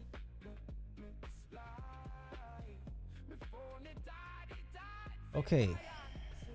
Behold Adolf Hitler himself, the Al Capone racketeer of Germany, dark-skinned, black-eyed, swarthy, and excitable, does not represent the ideal of the blonde, blue-eyed, slow, and calm German.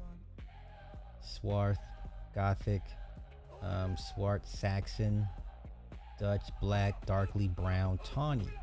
Tan or tawny is the color of the chestnut.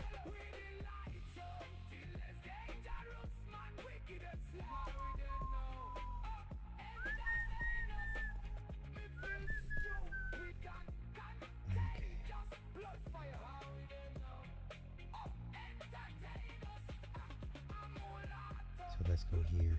Hitler said even in his death, he will start World War III. One of his soldiers asked how. Hitler replied, "The day mankind finds out what I was trying to defend this nation, Germany." From then, that's the day the war will start. From on that day, mankind will learn that I was trying to save my nation from the Freemasons, Illuminati, and Jews. For if the Americans win the war, then they will conquer the world and forever be a slave to the Jews, and they will try to conquer God. Do you know who America has in its possession? No, the soldier replied. The Americans have the jewels of God. The Americans have stolen God's precious jewels. What do you mean, his precious jewels? The soldier asked. He said, the Americans have stolen the Jews of God, his jewelry. The Negroes, they are the true Hebrews. I remember this quote. Okay, let's continue. Let's go here. All right. Everybody knows the word Naga, serpent, dragon. Okay. Additionally, Germany was founded by Saint Maurice the Moor, who is a patron saint of Germany and the first recorded knight. Germany was later established by the Frisian Moors of Germany, the Bavarian Moors, and the Palatine Moors. Evidence of this is the numeral royal family crest of Germany that display the Moor's head as a family logo or brand. All of this evidence suggests that Moors could have been in power in Germany during World War II, especially if we consider the incubator babies and the orphan train evidence, aka repopulation of major cities starting in the late 1800s after the Moors had lost the Civil War and the 1871 Reconstruction Act. We have gone over the orphan trains, yes? Let's continue. And ended in the early 1900s by orphans that were Caucasians due to some cataclysmic events. Global mud flood that destroyed the old world that was ruled by the Moors. This is Tartaria, right? Global mud flood that destroyed the old world order that was ruled by the Moors and Tartars. Yes, okay. Moors in America did not lose power until after the Civil War, and the Civil War was not fought to end slavery since the North had its own slaves, and since the Moors ran the South with mostly white slaves. To be a white slave was to be a Muslim slave. Okay. The rule by European whites is a new thing that manifested in the early 1900s after the Moors were overthrown. We can easily conclude that in the early 1900s to the 1940s, Germany was one of the few Tartarian or Moor civilizations that had survived the Great Mud Flood and the overthrow of Moors by orphans who had no home. So yes, Germany still had Moors in power during this time, which explains the fact that Adolf Hitler was a so-called black man. Knowing that Adolf Hitler was a Moor makes this quote from Hitler make sense now. The only religion I respect is Islam. The only prophet I admire is the Prophet Muhammad. He said this because Moors founded and established Germany, and since he descends from one of those royal Moorish bloodlines that ruled Germany. In addition, knowing that Adolf Hitler was a Moor makes this quote from Hitler make perfect. America has stolen the Jews of God, his jewelry, the Negroes. They are the true Hebrews. Okay? I believe Adolf Hitler was the last stand for Tartaria, aka the old world order ruled by Moors. I say this because Hitler said that Negroes are the real Jews, and Hitler fought against the same powers that have taken over the world and have ruined the world that we live in today. Hitler even had Blackamoor Germans and Blackamoor Muslims that fought in his army, and Hitler even shook the hand of Jesse Owens after Jesse Owens defeated Germany in the Olympics. World War II was just a continuation of a long series of holy wars or crusades between Muslims and Hebrews versus Christians and Catholics. Hitler was a Moor, so he was allies with the real Hebrews or Jews in the Americas. Hitler was killing the fake Jews that tried to take over his country and the fake Jews that had took everything from the real black Jews. Remember, the foe of your enemy is a friend indeed. Okay. At first, it was the Moors in France battling Spain, Rome, England, and the rest of the world. Spain via Black Roman Catholic, Holy Roman Emperor Charles V, and took the Americas in the name of Christ. After the Moors lost the Americas, the Moors worked out a deal with Queen Elizabeth. I do remember all this. Queen Elizabeth I of England, aka the Dragon Queen, to take back the Americas from Spain. The Moors must have offered her El Dorado and plenty of land because she agreed to help the Moors defeat Spain, which was her father's ally. Evidence of this was Britain can be seen in a flag called the Union Jack, which features the red Moroccan flag merged with the flag of Britain. Let's go take a look.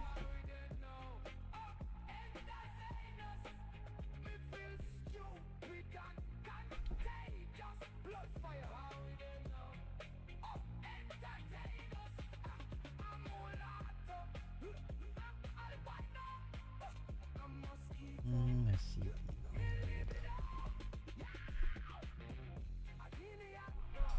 What did they say? Let me run that back again.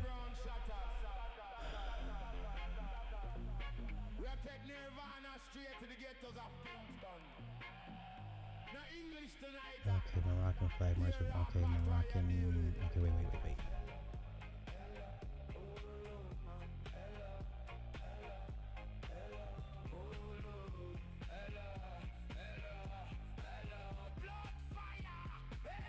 Come on, spell, bro.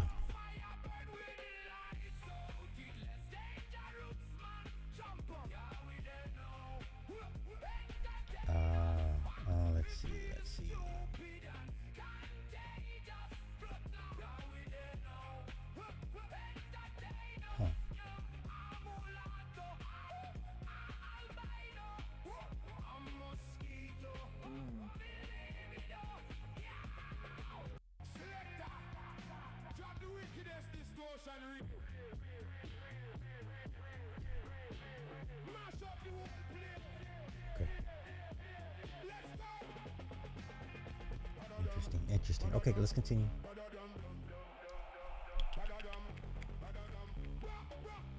Okay, how did the Moors become the bad guys when the papal bulls were issued against Saracens, the Moors and pagans, Jews, and Hebrews? So our people have to blame the black Christians and black Catholics that were Confederate against the Moors and the Hebrews with the conquest of Grenada, Israel, aka the Promised Land, and the Americas. King James was just a continuation of the deal that the Moors had made with his first cousin, Queen Elizabeth I. In fact, both the Moor and Hebrew flourished under King James of the Bible. And the white European that is shown to the world as Adolf Hitler was played by Walt Disney and is a decoy person. In this post is an image comparison between Adolf Hitler and Disney. They look almost identical, which suggests that Adolf Hitler and Disney were the same person. That's a bit of a stretch for me. The year is 1928, and the 27-year-old Walter Elias Disney is sitting on a train after a pretty crummy business meeting. He takes out his faithful pencil and starts sketching, drawing something that he has no idea for decades to come will change people's perception of a certain kind of vermin. Above the sketch, he writes, Mortimer Mouse. He then takes it home and shows his wife Lily. She chuckles and tells him, come on, Walt, you need a cuter name than Mortimer. What about Mickey? Walt smiles and agrees. Mickey will work. This is such a cute scene from the annals of American history. But did we add that Mr. Disney drew that sketch at a time when he might have had some very bad thoughts in his head? Did you know about the time he turned up at a Nazi meeting and later gave a tour of his studios to one of Adolf Hitler's favorite people? Today we'll talk about the good, the bad, and the ugly. But before we change into our devil's advocate uniform, let's first paint a picture of Walt that makes him look as wonderful as some of the beloved cartoon characters he created. He came into this world on December 5th, 1901 to his Irish-American pop Elias and his German-American mom Flora. He was the youngest brother to Herbert, Raymond, and Let's get right to the German part. Always the visionary, started thinking about feature-length animations. He did that in 1937 with his Snow White and the Seven Dwarfs. This would become just one of his films that later got him into trouble with some folks. For instance, this film would make the actor Peter Dinklage irate, or at least another iteration of it, and we'll come back to this. Grossing $6.5 million, about $127 million in today's money, Snow White became the highest-grossing movie at the time. Disney almost immediately then started working on Pinocchio and Fantasia, and the rest is history.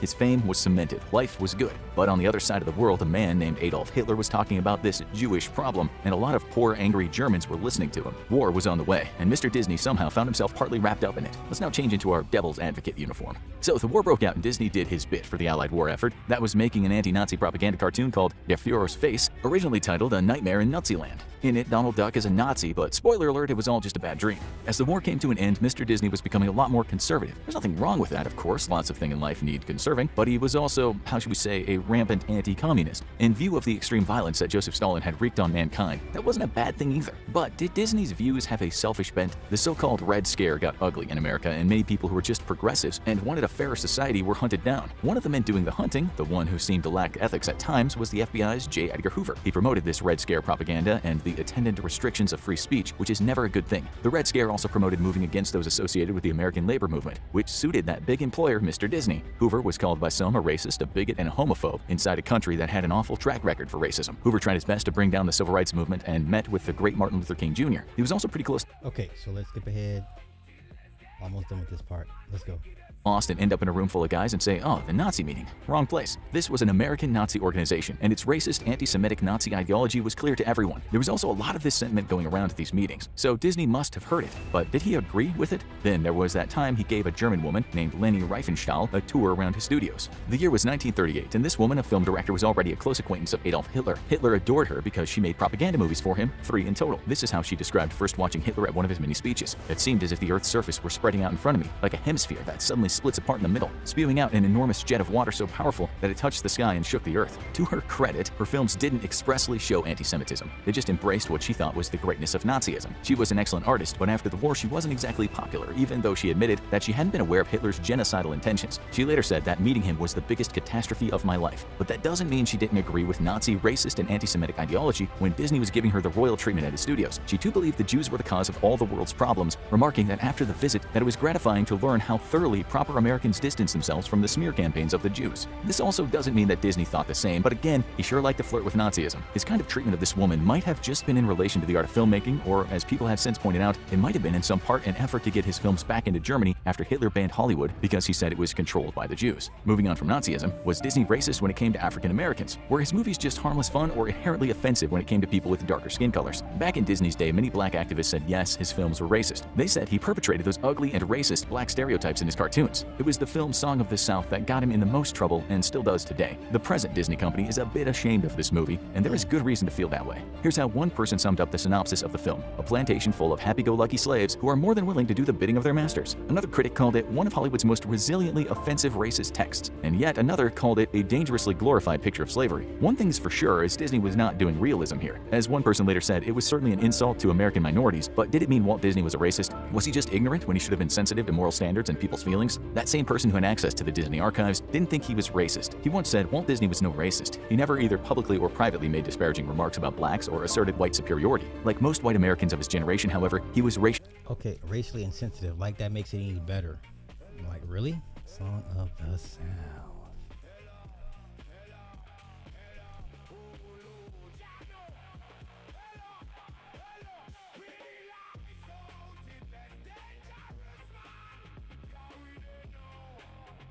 I think I remember this.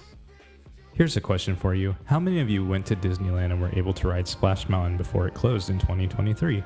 You know, the log ride with the 50-foot drop with arguably some of the catchiest music in the whole park. I'm sure. Yeah, I rode this. Ooh, I went to Disneyland. Ooh, what year was this?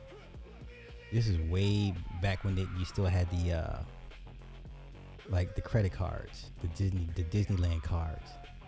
Many of you know of the ride or have at least heard of it, but I guarantee a lot of you don't know it was based on Disney's 1946 film, Song of the South. The film follows a young boy named Johnny who is visiting his grandmother's plantation. While both of his parents came with him, his father has to go back to work, and this leaves Johnny distraught. In an attempt to run away, Johnny meets Uncle Remus, who has a reputation for telling stories about Brer Rabbit, who is often trying to be captured by Brer Fox and Brer Bear. The film mixes live action and animation to bring these stories to life, but has remained locked away in the Disney vault as it is seen as controversial. But why is this? A quick Google search will tell you that the film is racially insensitive and most people have an issue in the way African Americans are depicted in the film. During this age in Hollywood, this was a common issue and made it hard for audiences, particularly African Americans, to sit back and enjoy Hollywood movies. Well, here's what I would say to this. I would say to that is because most Americans understand they've been priced out of everything because of extreme capitalism or hyper capitalism. Now the American folks are like, if I could just have a piece of something, they'll go for that. So that's why the people will flock and vote for socialism, because they've been priced out because of extreme capitalism, and something is better than nothing. So that's my take on it. So, you know, it's expected at this point. Spectatorship, problems of identification and resistance. Manthea Diawara argues that white dominant Hollywood films do not accurately represent African Americans, making it impossible for them to identify with these depictions and therefore have to develop a resistant gaze. According to Diawara, just as some blacks identify with Hollywood's images of blacks, some white spectators too resist the racial representations of dominant cinema. The components of difference among race, gender, and sexuality give rise to different readings of the same material. In other words, black spectators, or arguably any spectator, can choose to resist the dominant Hollywood depictions of racial representation, as every group has their own experiences. Yeah, and when I listen to them goofball white dudes, critical drink Gary and Ryan, I just can't with them. Like, we've been inundated with this shit since the first images of celluloid came on screen.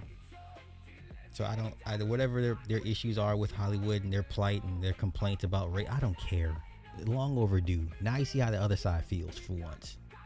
Of how they are represented on screen. Because of this, Diawara argues that these resistant spectators contributed to the development of oppositional filmmaking, which I will address later. Diawara creates a fair argument and uses examples from movies such as Rocky II and 48 Hours to illustrate that African Americans are playing by the rules of white society and losing. This creates the resistant gaze for African Americans, as they find it impossible to identify with their depictions on the screen dominated by the white Hollywood narrative. However, when thinking about resisting certain pieces of Hollywood media, one can only wonder if this resistant gaze is preventing certain pieces of media from being presented for a fair assessment. We have to ask ourselves, can resistance lead to suppression in the silence of certain... I'll leave it there. Let's get back to this article.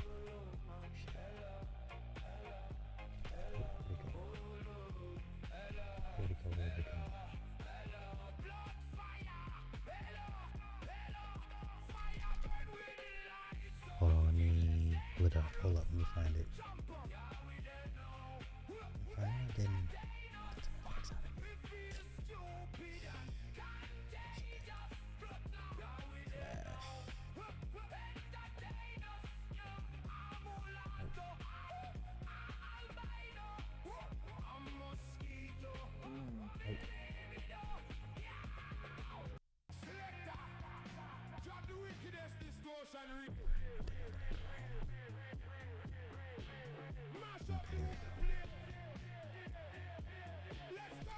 my bad. Okay, let's get back to it. Okay, I'm gonna disagree that they were the same person. Okay.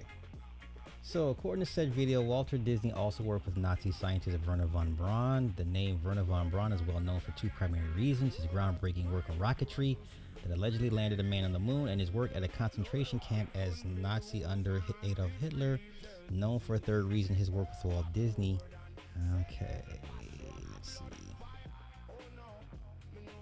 Okay, video also said Disney gave a studio tour to Lani Riefenstahl. Okay. If you ever research the subject of censorship in Nazi Germany, you'll discover that there were absolutely no news cameras or film crews following Adolf Hitler around Nazi Germany, filming every important event in his life or making a documentary.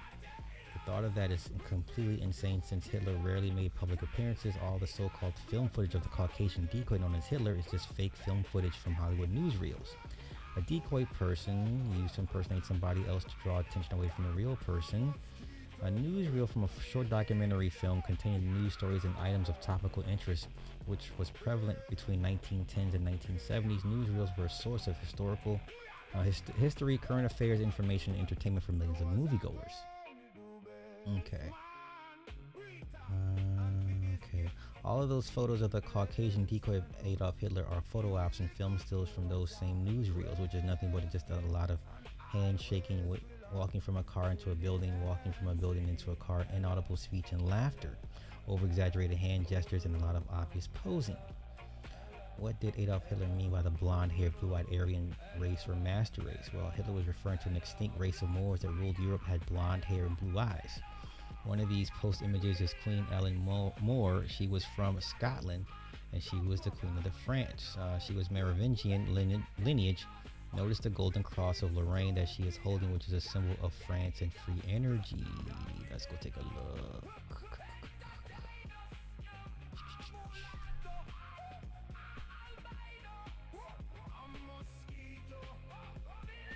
Oh shit, there she go. There she goes. There she goes.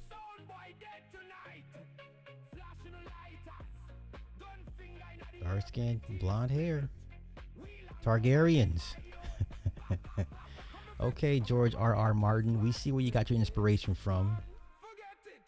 Now it makes sense why you got to have black Targaryens in there, because it only makes sense, right? Interesting. Okay.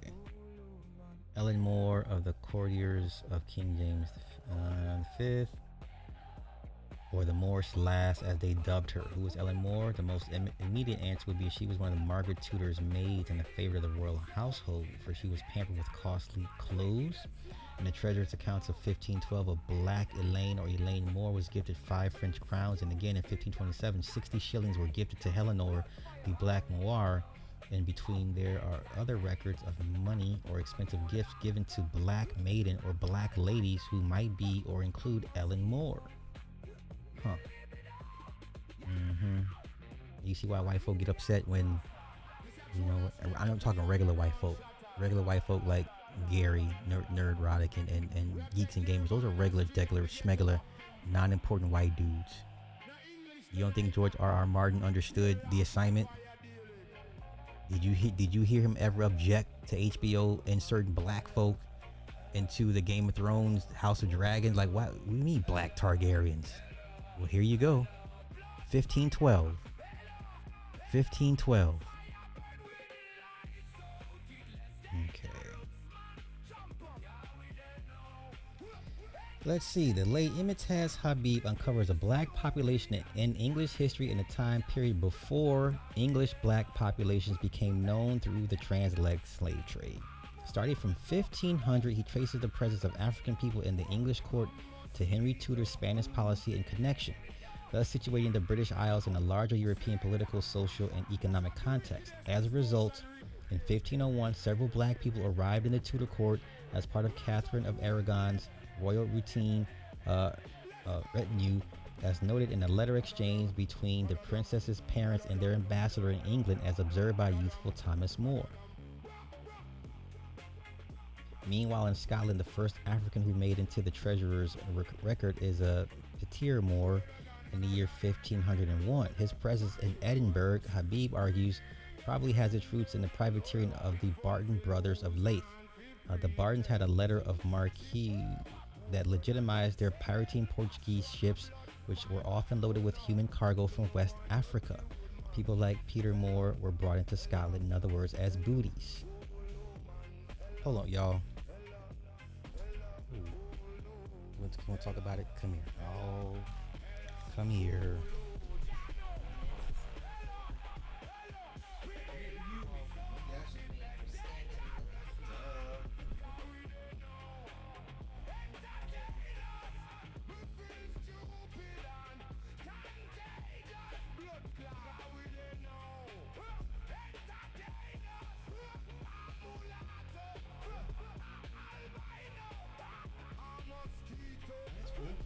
See that? Oh, for real? You didn't try to kill it, did you?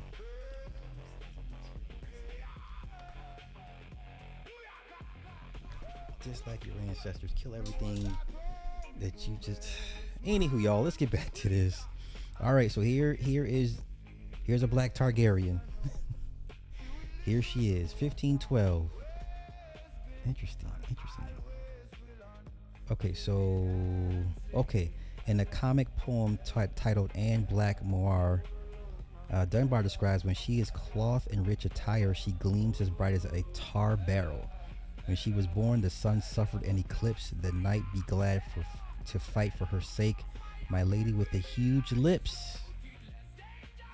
Whoever for her sake with spear and shield proves the mightiest in the field shall kiss and hold her in grips, and from thenceforth her love shall wield, my lady with the huge lips. And whoever in field receives shame and loses their knightly name shall come behind and kiss her hips, and never to other comfort claim, my lady with the huge lips. Wow. That's crazy. Dunbar likens her facial features to ape, toad, and cat, displaying an attitude that anticipates the racism of subsequent discourse of empire.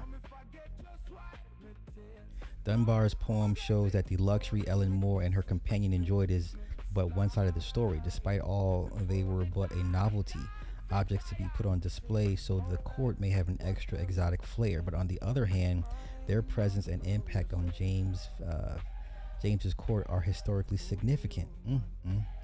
Okay, let's get back to it. One last look. There she go. All right, let's continue. All right. More evidence of Moors with blonde hair and blue eyes can be seen on the Moors versus Wildman tapestry from 1440. Further evidence of this phenomenon can be seen with the early Anglo-Saxons of Anglo-Saxon kings of England. Saint Edmund, king of the Anglo-Saxons, and Athelstan, king of the Anglo-Saxons, are perfect examples of black Moors with blonde hair and blue eyes. The Malaysians are another example of black Moors with blonde hair, since blonde hair is a common trait amongst the swarthy Malaysian people.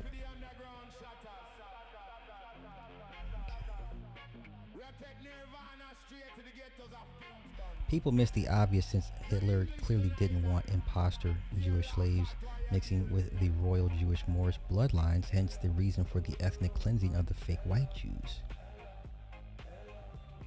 Why was Hitler's technology so advanced compared to the rest of the world? Because he was the last of the Tartarian stronghold. Remember, up in Antarctica, they went up against Admiral Byrd and wiped the floor with the Americans because they were able to reverse engineer a lot of that old technology. Okay, why did he use the swastika, which is an Ethiopian Indian spiritual symbol for a German empire? Because he is of Ethiopian stock by DNA, and the swastika is a symbol of advanced Tartarian technology by means of harnessing the fish vortex or spiral of life that the swastika generates when it rotates or spins clockwise. Why did Adolf Hitler have a confederation of black Muslims and Jews in his army if he was so racist? Because Muslims and Jews are Moors, and that's how Moors ruled as a confederation. Bey is Turkish and it means ruler or governor, landlord. Bey also means bee, queen bee. The Moors Turks were high priests of Anu, aka the Magi, who were people of the sea or people of the waters, sailors, merchants, and pirates. Mariner, marines, mermaid, Mormon, mooring a boat, Moors, lying by the water, and Morini are all terms dealing with the Moors or sea people. Turks, Moors, Phoenicians, Gaul, Gala, Geechee, oh, okay. Persians, Sumerians, Kushite, Canaanites, Vikings were all people of the sea and hence Moors, which is a tricky term because it has many spelling variations. The term bay is just code for bay. For example, let's look at the harbors or bays: Hudson Bay, Massachusetts Bay, Tampa Bay, San Francisco Bay. All terms bay pertaining to land by water that was controlled by an honorable bay of the soil, aka an Aryan. In this post are images of some real Aryans, the barons, aka honorable bays of the soil, who were ruling the Hindu Kush in India's superior, the Americas. Afghanistan and India were the lands of Hindu Kush, which were ruled by Moors that were mystic Turks, Sufis. But what if Afghanistan and India were in the Americas? Interesting.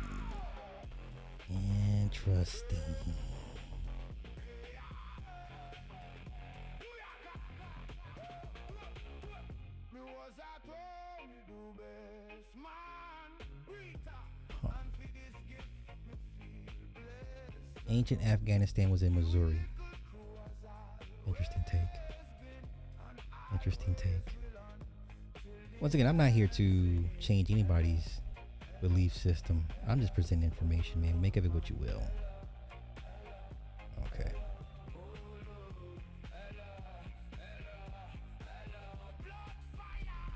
So the Ouachita Mountains in the Arkansas Valley, Indus Valleys, are there once was a Nahari, Arkansas, near this area. Naharina means Nile land, and you can locate Nahari on this 1741 map of Carolina, in the river Meshet. Okay, Carolina. Okay. Once a vast country. Okay. Yeah, I'll go through it. Tamarit, the land of the Moors, late 1657 map of Florida. Yeah, the Floridas. Okay. Three Pinnacle Mountain Pyramids. It's the Arkansas River. Okay, so this is all in the Americas. Pinnacle Mountain Pyramid.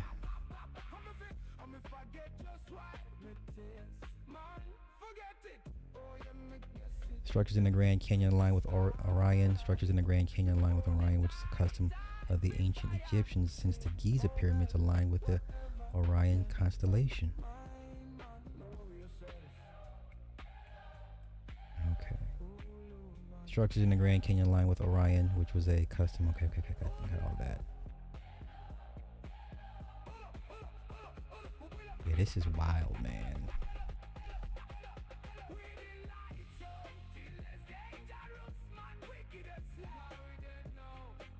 Giant Egyptian pharaoh head in the Grand Canyon. This is why most of it's blocked off. You really can't go down there like you would like to and explore that stuff. And then there was a couple of expeditions that found stuff, and the Smithsonian came in and kicked them all out and hid everything. Okay, additionally, the Grand Canyon Pass has two giant pharaoh heads on its Grand Passage. One of the heads looks male while the other looks female, and an Egyptian sphinx. This image is the male Egyptian pharaoh king. Okay, yeah. So I've always believed the argument that everything here in the Americas is just as old as Africa, if not older. I believe we have the oldest pyramids in South America. Yeah, but I've heard those arguments. Who has the oldest structures between Americas and Africa? And America's got some old shit, man. America's got some old stuff. There's the Sphinx, Grand Canyon. Wow, that's crazy. Shiva Temple, Isis Temple, Cheops Pyramid. Interesting.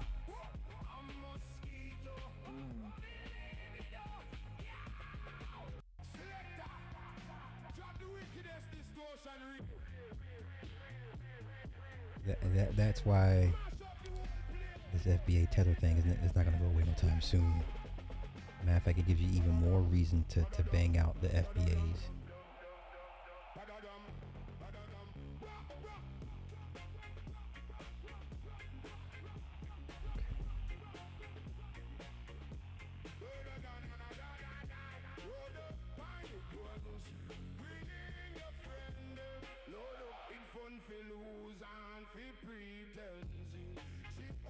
Yeah, Arkansas's got a huge state park. Huge. Map of the Carolinas. Okay.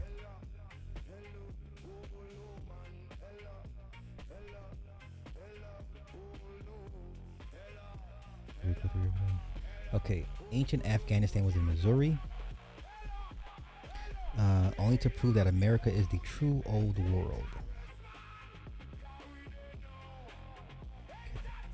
The name of the video is called Prester John number 70, Afghan, son of Jeremiah, grandson of Saul, the king of Kish Rashid. Okay.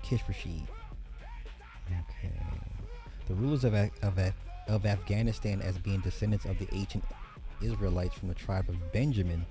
The author went on by saying that this assertion was expressed only in the 17th century. This is after the breakup of the empire and the birth of Islam. Okay.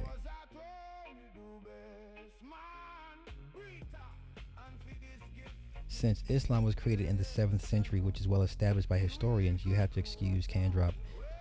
Okay.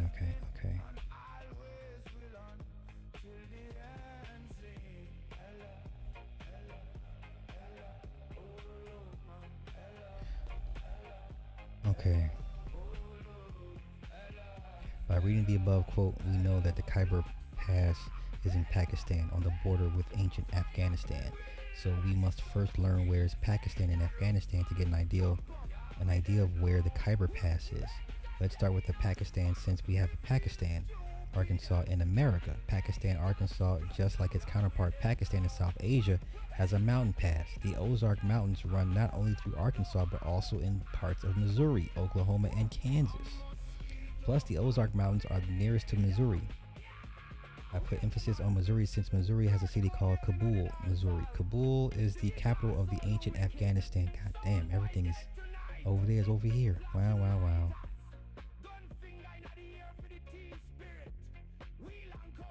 Okay. Arkansas has 3 mountain ranges. The Ouachita, or the Ouachita, the Ozarks, and the Boston Mountains. Together, these mountains fit the description of the Hindu Kush Mountains, since these mountain ranges combined are over 500 miles in length. Likewise, the Hindu Kush Mountains are 500 miles long in length. The mountain ranges in Arkansas connect several states. Arkansas, which is Pakistan, Missouri, which is Afghanistan, Oklahoma, and Kansas. Likewise, the Hindu Kush Mountains buttresses the Pamir Mountains near the point where the borders of China, Pakistan, Afghanistan meet, after which it runs southwest through Pakistan and into Afghanistan near the border. I'm going to save this for later. The Colorado River used to be the Ganges River. 1531 map of Asia by Orentinius Fine that designates North America as Asia and Cathay, China. Over to the left of the said map, you'll see that the Ganges River, based upon all the evidence, the Arkansas Valley is the Indus Valley civilization. The Arkansas River is the Indus River. The Colorado River is the Ganges River, and the 3 mountain ranges of Arkansas are the Hindu Kush Mountains. Okay, let's get back to this. I don't want to get too off course. God damn it, where the fuck did it go? There we go. Oh, that's not it. Oh, that's why I hit the link. That's why.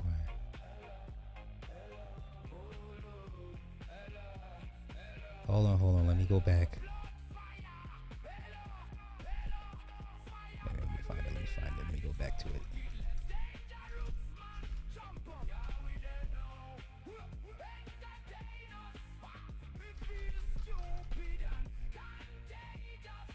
Okay. Let's get back and wrap this thing up.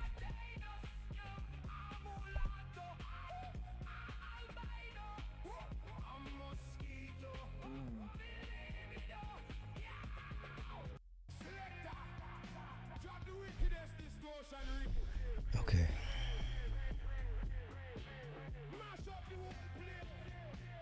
So the Moors, being masters of the 7 seas, were your first pirates and merchants, of course. A corvette is a ship, corsair is a ship, right? Those little small, quick ships. Okay, which is evident with terms like Turkish wheat, Turkish tobacco. Words like merchant, merchandise come from the word Meru, Mary, Mar. The Blackamoor cigar statues are evidence that the Moors are Turks. Warrior tobacco barons of the Americas, the corn palaces of the Midwest, aka the Corn Belt, demonstrate that the Moor or Turk were also your corn barons of the Americas. Therefore, whenever you say that you are not a Moor, you are denying some great history. Okay, I'm not gonna get into all that because I've been down that road before. Recipe to Noble Drew Ali. Okay. In this post image of Queen of the Swastika in 1932, the portrait is taken by a photographer Van der Zee in Germany to celebrate a beautiful swarthy German girl winning a beauty pageant. Oh, let's take a look. Okay. In Germany had black people in the early 1900s. Okay. Oh, damn it. Ain't got it. No, you ain't got it. That's okay.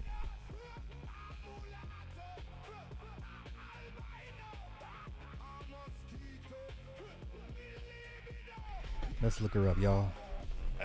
Let's see what she looks like.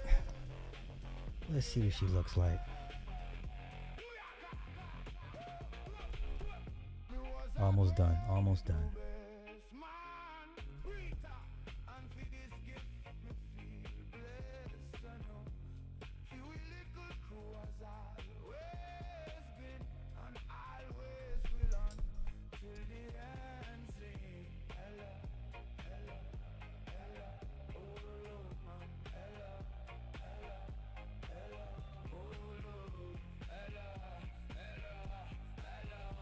Oh, that's her. That's her. Wow. That's her. 1932.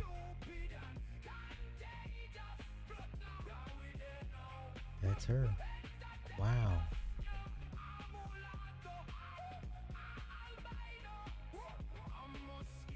Okay. Beautiful swarthy German girl in a beauty pageant. Okay.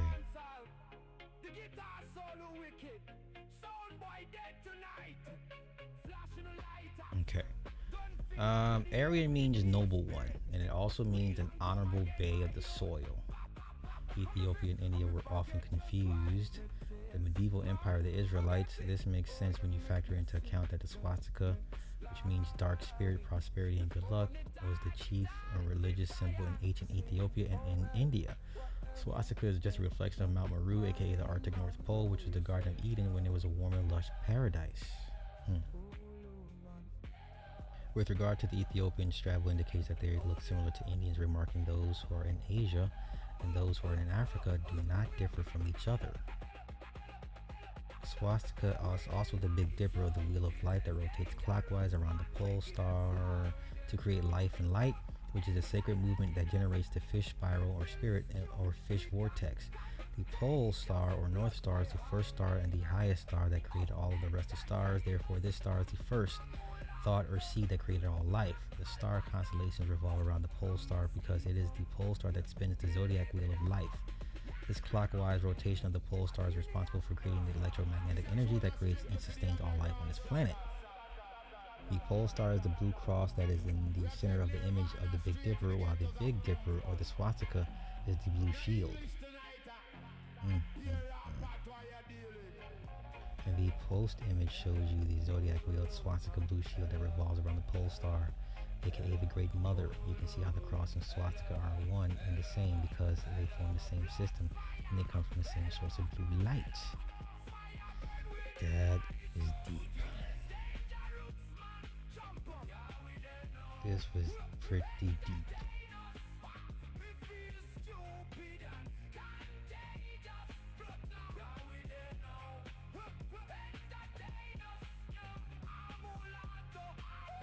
A young noble Ethiopian from America.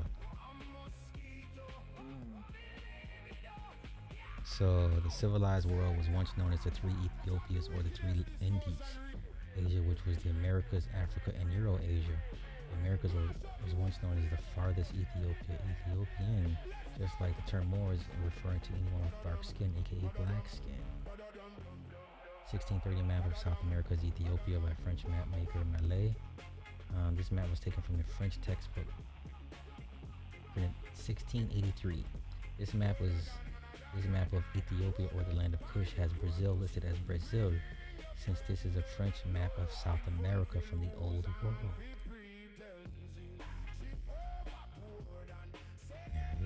Yep.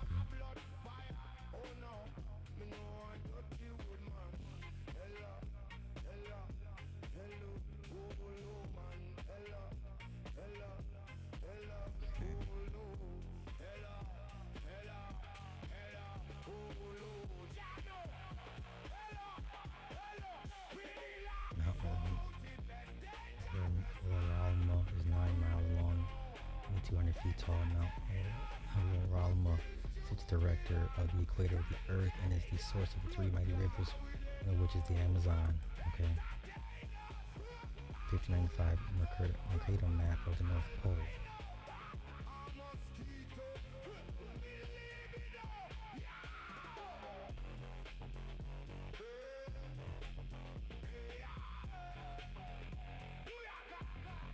Pole World 1597 map showing the hyperboreal of the North Pole.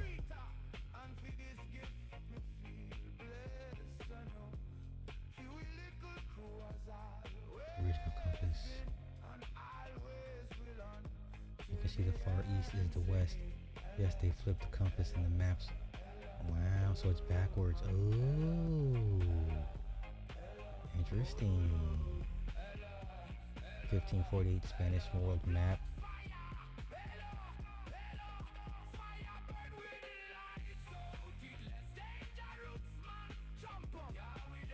Asia Major was North America. 1531 map. Yes, North America was once India Superior, aka the Orient.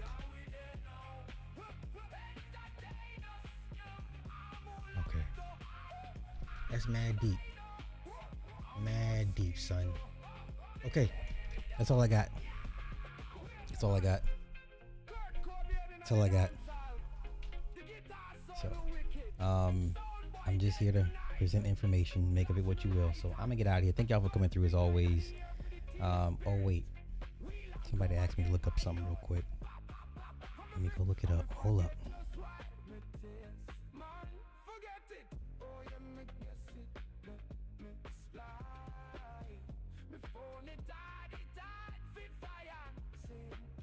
Where's it at? Cash App. Where you at? Banking. Okay, what's the term again?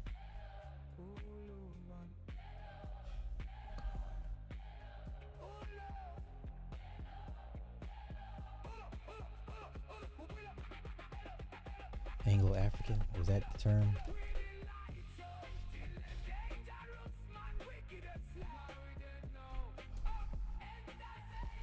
Okay, Anglo-African refers to people of mixed British and African descent. There was a magazine in 1859.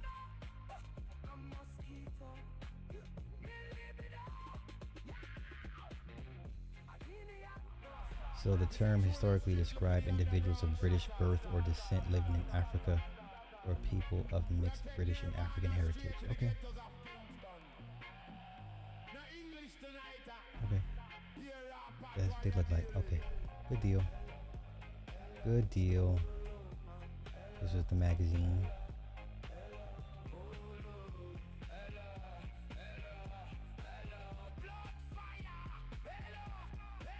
Let me get out of here before she kills my damn cat.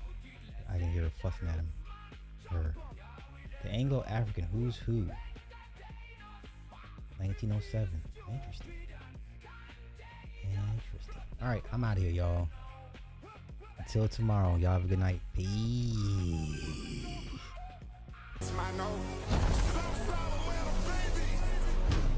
One of the ops rates to catch no taste, human taste. You live on like a piss, you're like a dog, tell his face.